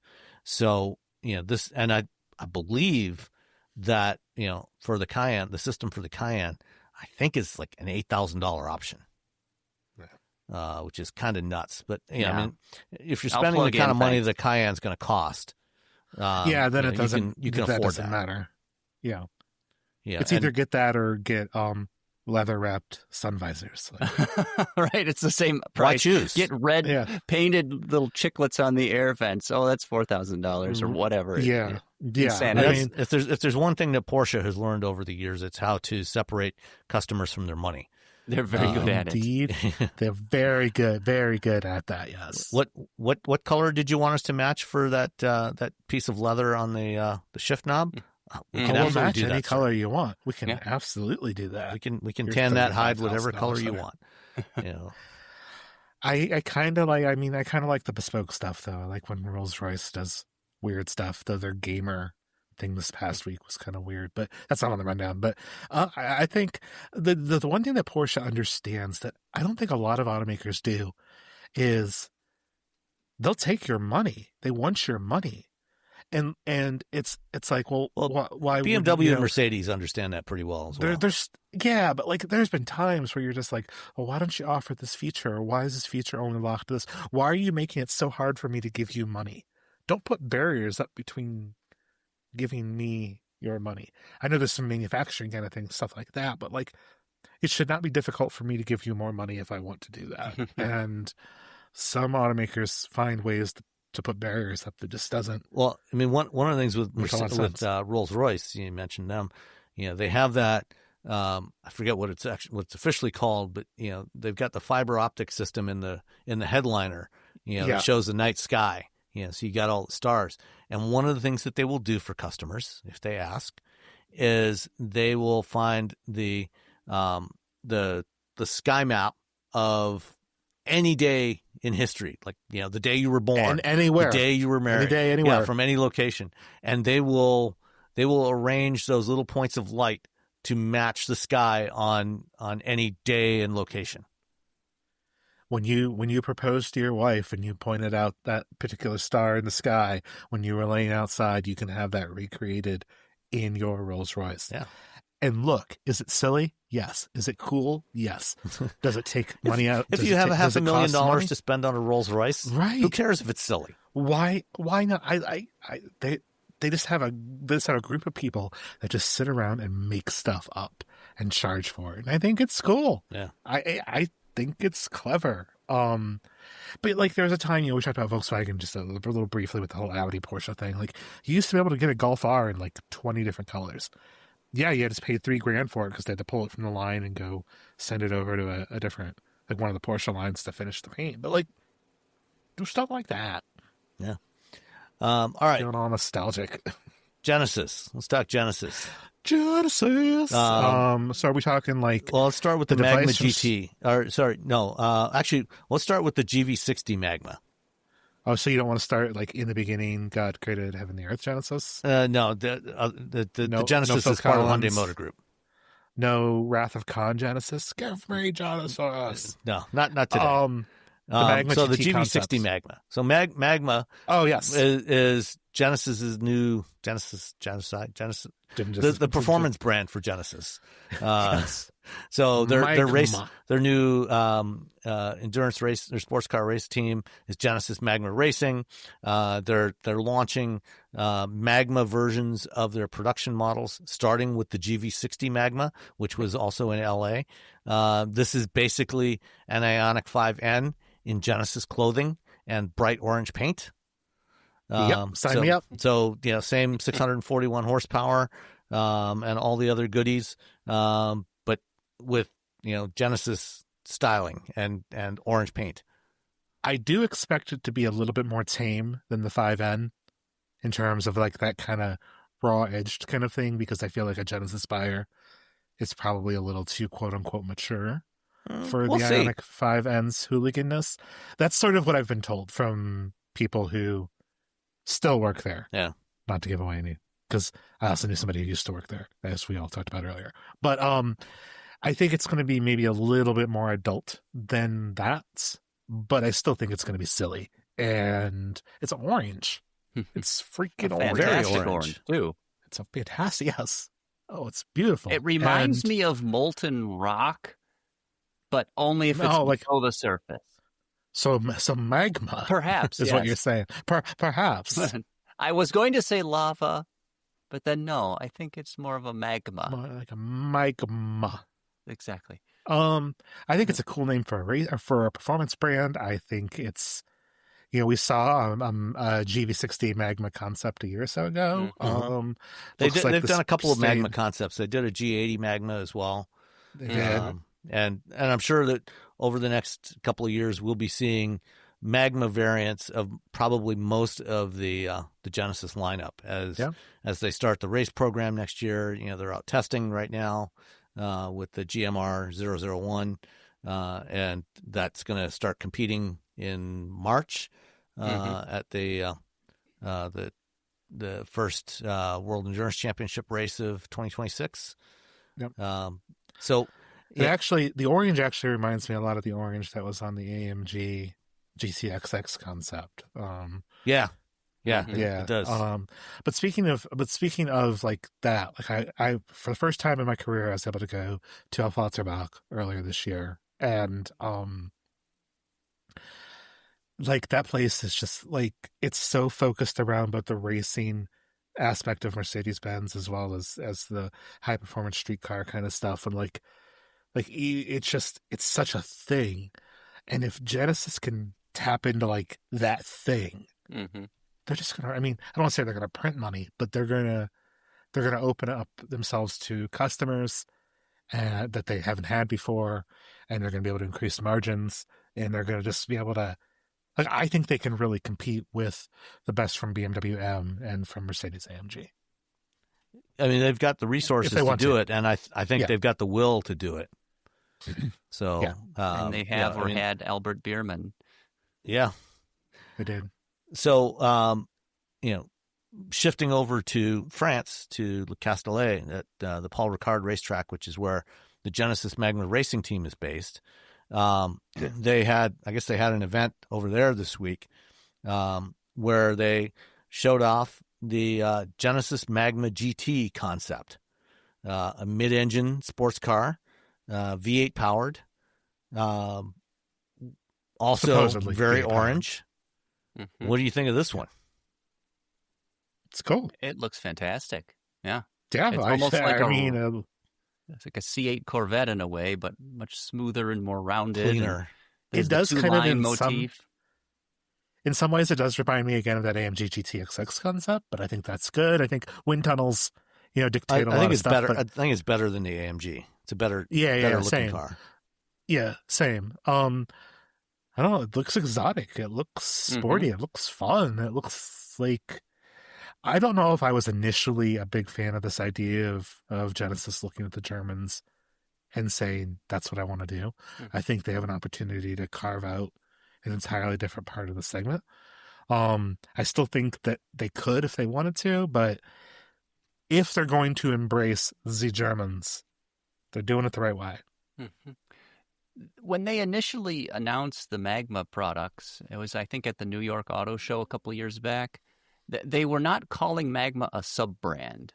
Do you guys know if that has changed? Because I asked them specifically, and they're like, no, these are more special line of vehicles or something to that effect. I don't think it is. That's like a sub-brand, right? I mean, it's all, 6 of one, half dozen of the other. Yeah.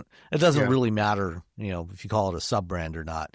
It's in a way, if they're going to have separate models like this GT, it does make it sort of a sub-brand of Genesis, which in and of itself is already, started off as a sub-brand of Hyundai, so, who knows, but I think I would be surprised if they don't build a car like this in the next few years. Especially, like I said, now that they're going into the hypercar class in WEC, with that race car, I think that they probably also want to compete in the GT3 class, and this would be a perfect product for them to base a GT3 race car on. Mm-hmm. Yeah, and Hyundai, the Hyundai Motor Group is so aggressive anyway. They have no fear of tackling new segments, right?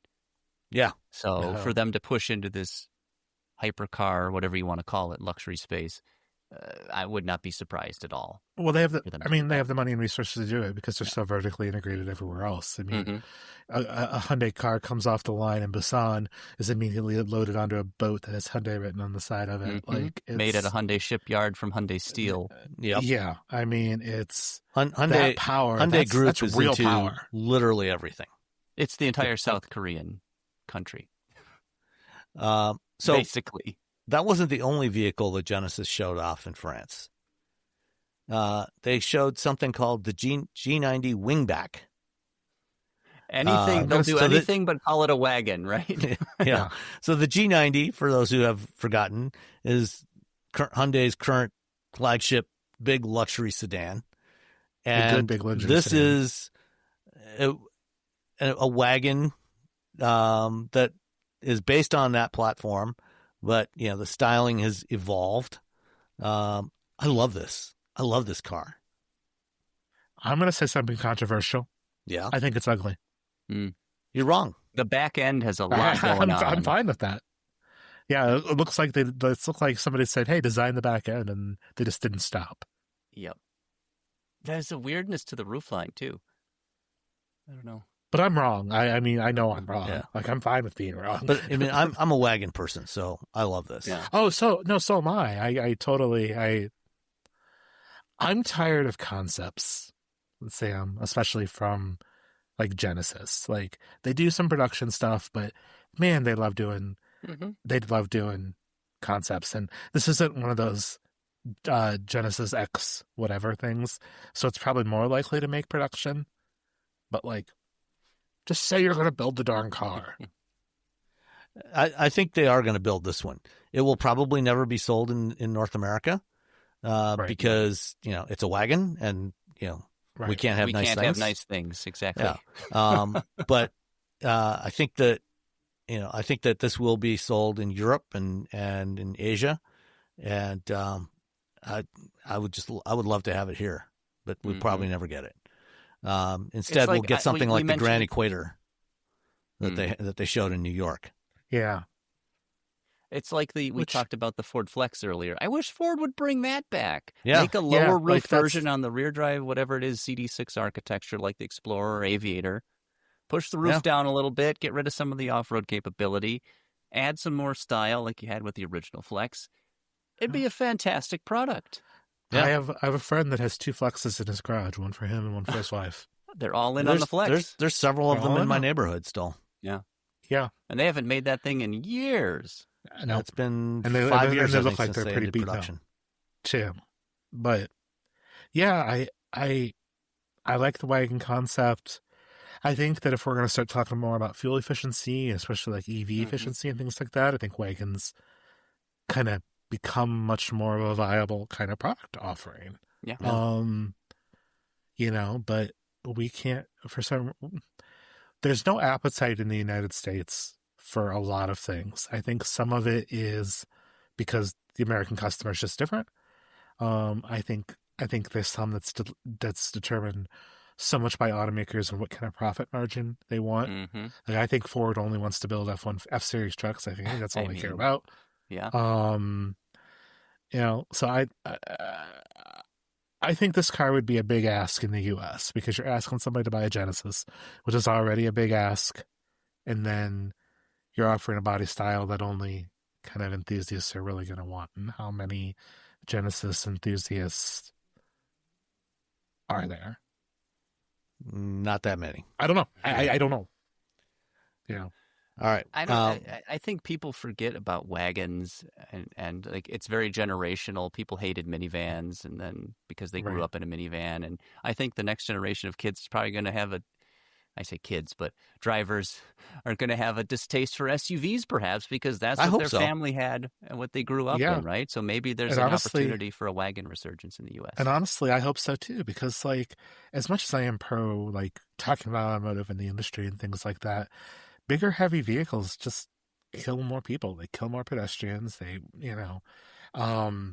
can't see out of them. You can't see out of them at all. It's just this problem that we keep having, and I think especially as cities start to focus more on how do we protect bicycles and cyclists and pedestrians and things like that. I think SUVs start to really kind of fall out of favor. I don't know. We'll see. I don't know. We'll see. Yeah. Yeah. All right. One last item for today. You remember Bollinger Motors? They're still around. Sort of. They got bought a couple of years back by a company called Mullen. Yes. Oh, yeah. They're still around. And sort of. And they largely abandoned the electric pickup truck and SUV that they showed. I'm pretty sure that there were only ever the 2 examples that they built, one pickup, one SUV. I'm pretty sure there was never a second of either one of those ever built. And it was kind of a unique design, very boxy. It had a full pass through from the bed all the way through the cab, into the front trunk, for long items, and a lot of people got really excited by this thing. But they never raised the money to be able to build it. But they had also developed a electric medium duty truck chassis, which is what Mullen was trying to get to production. Well, apparently, according to the Detroit Free Press, the company has stopped paying its bills, and employees are saying that they haven't been paid in weeks.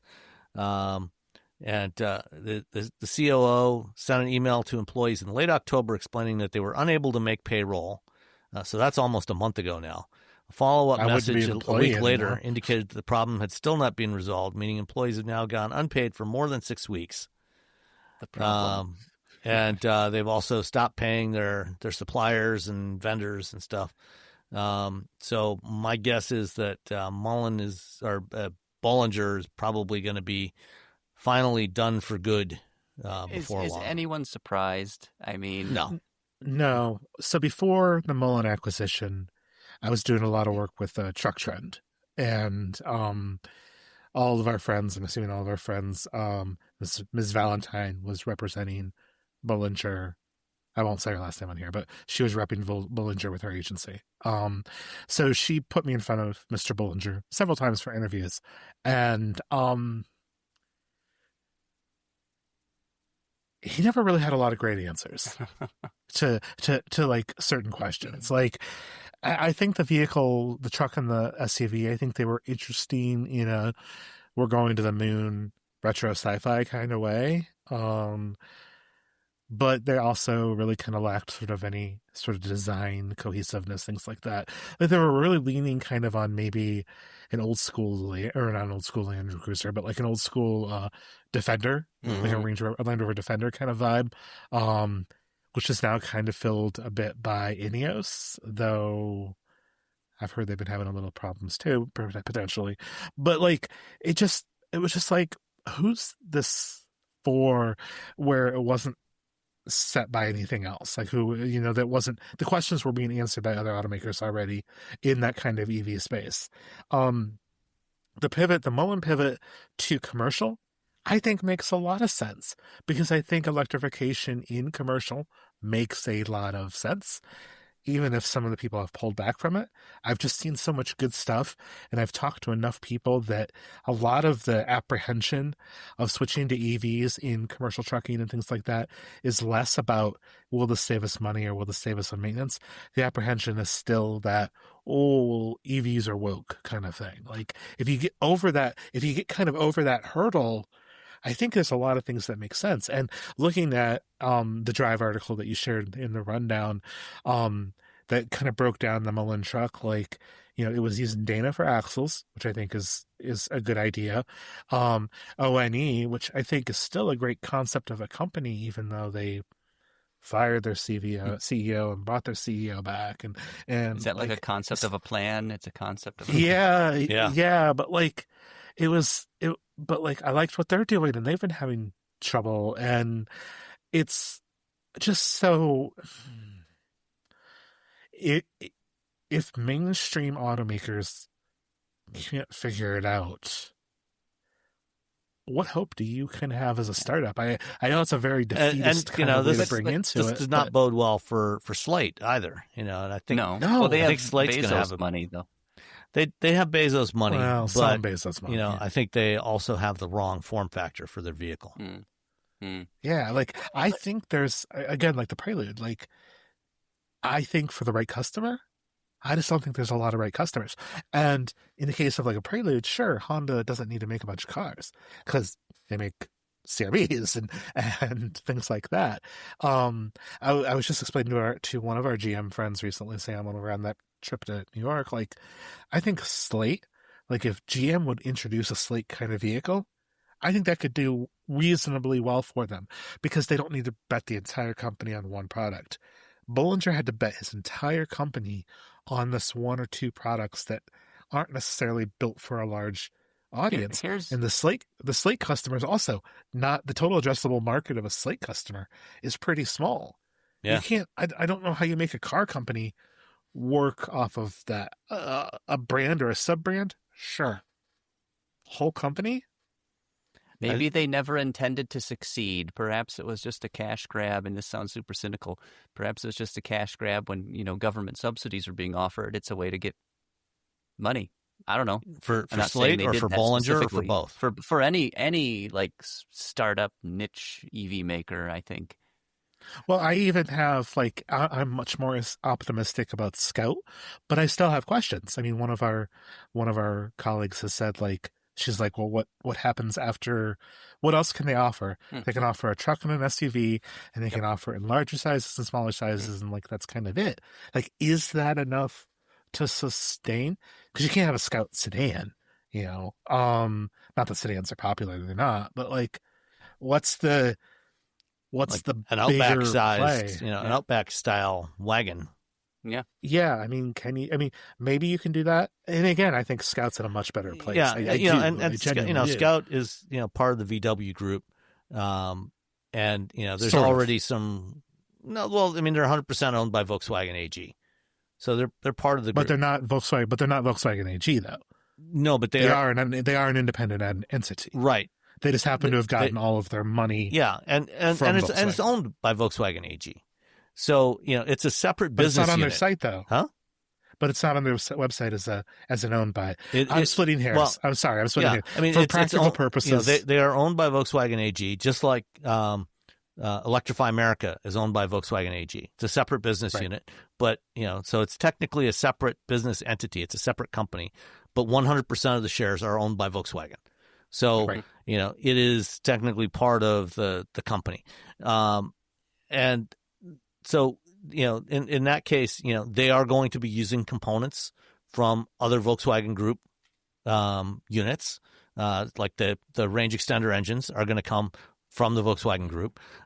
Their EE architecture is going to come from the Volkswagen Rivian joint venture, and the software platform is coming from there.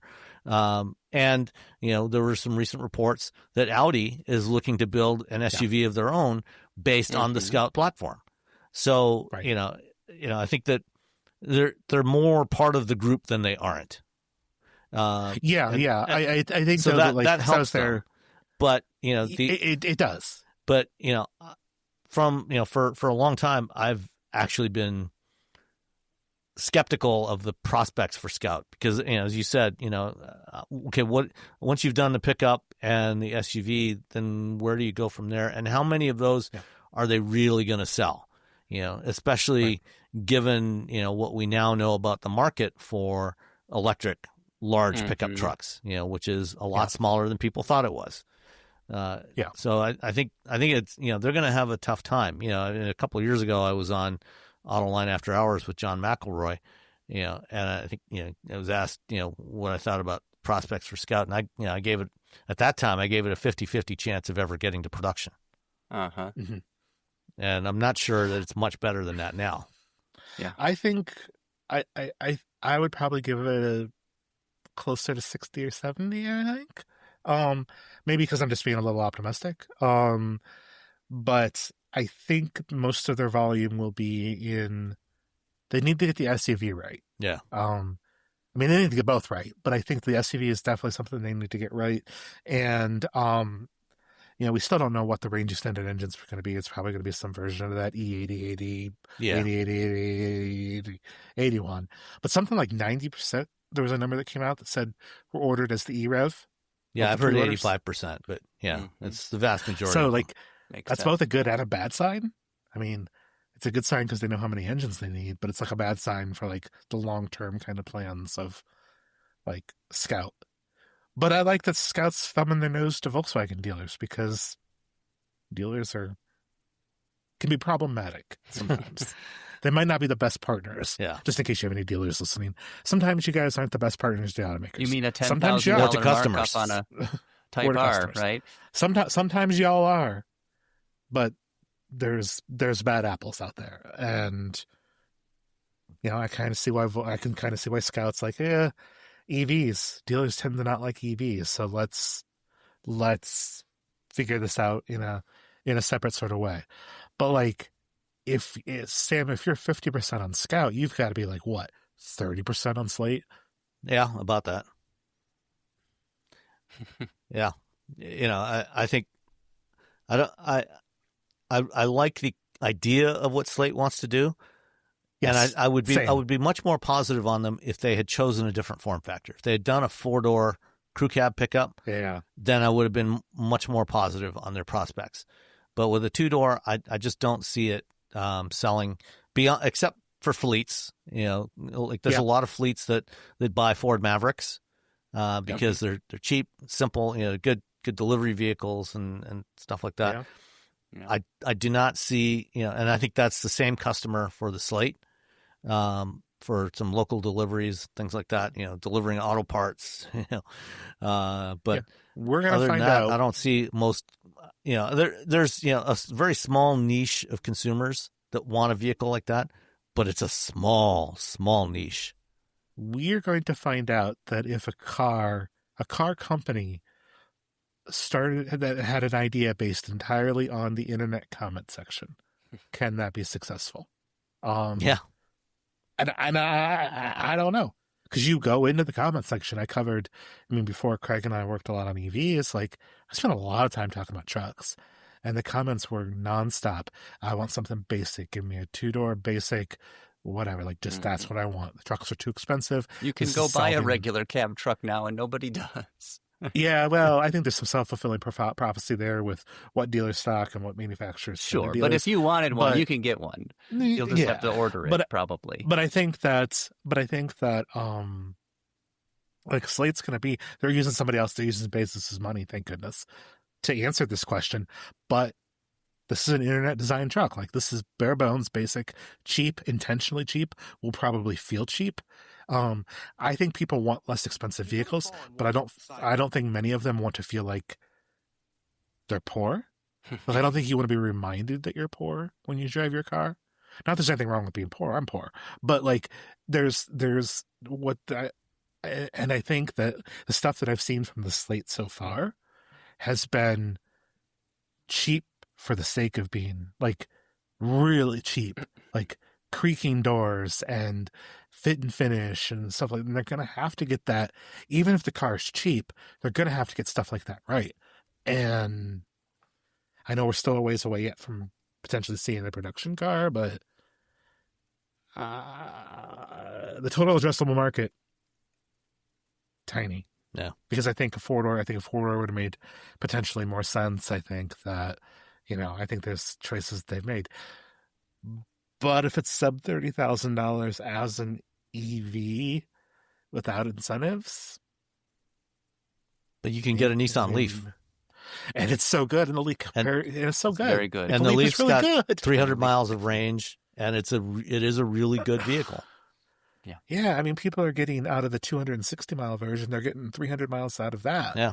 So the $30,000 one will probably be closer to 320, 330 on range, and it seats 5. Yeah. And has a hatch. Mm-hmm. I don't know. It makes a lot more sense. Yeah. Yeah. All right. Well, thank you, gentlemen, for joining me today and filling in. Thank you.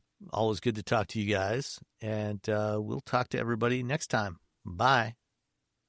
Bye. See ya. If you're a podcast host, listen up, this one's for you. My name is Allie Jackson. I'm the host of Finding Mr. Height, a dating and relationship podcast that I've been doing for 4 years now, sharing my positive and practical approach to dating that's built on my own life experience. And I wanted to share another experience that I've had, my secret behind monetizing my show. It's called Red Circle, and I was just telling my colleague about how much I love their platform. With Red Circle, not only am I getting a seamless hosting experience, but I also love the support I receive in ad sales. It's not just typical ad sales either. It's targeted opportunities based on my show and my life. And the platform is super simple. You just set your preferences and Red Circle matches you with sponsors that align with your show. You can vet every opportunity and their platform gives you great analytics. More recently too, my Red Circle team has brought me opportunities outside of my podcast on social media to really augment the podcast partnerships, bring them full circle. I just can't recommend them enough. If you want to give it a try, go to redcircle.com to get your free trial. That's redcircle.com for a free trial.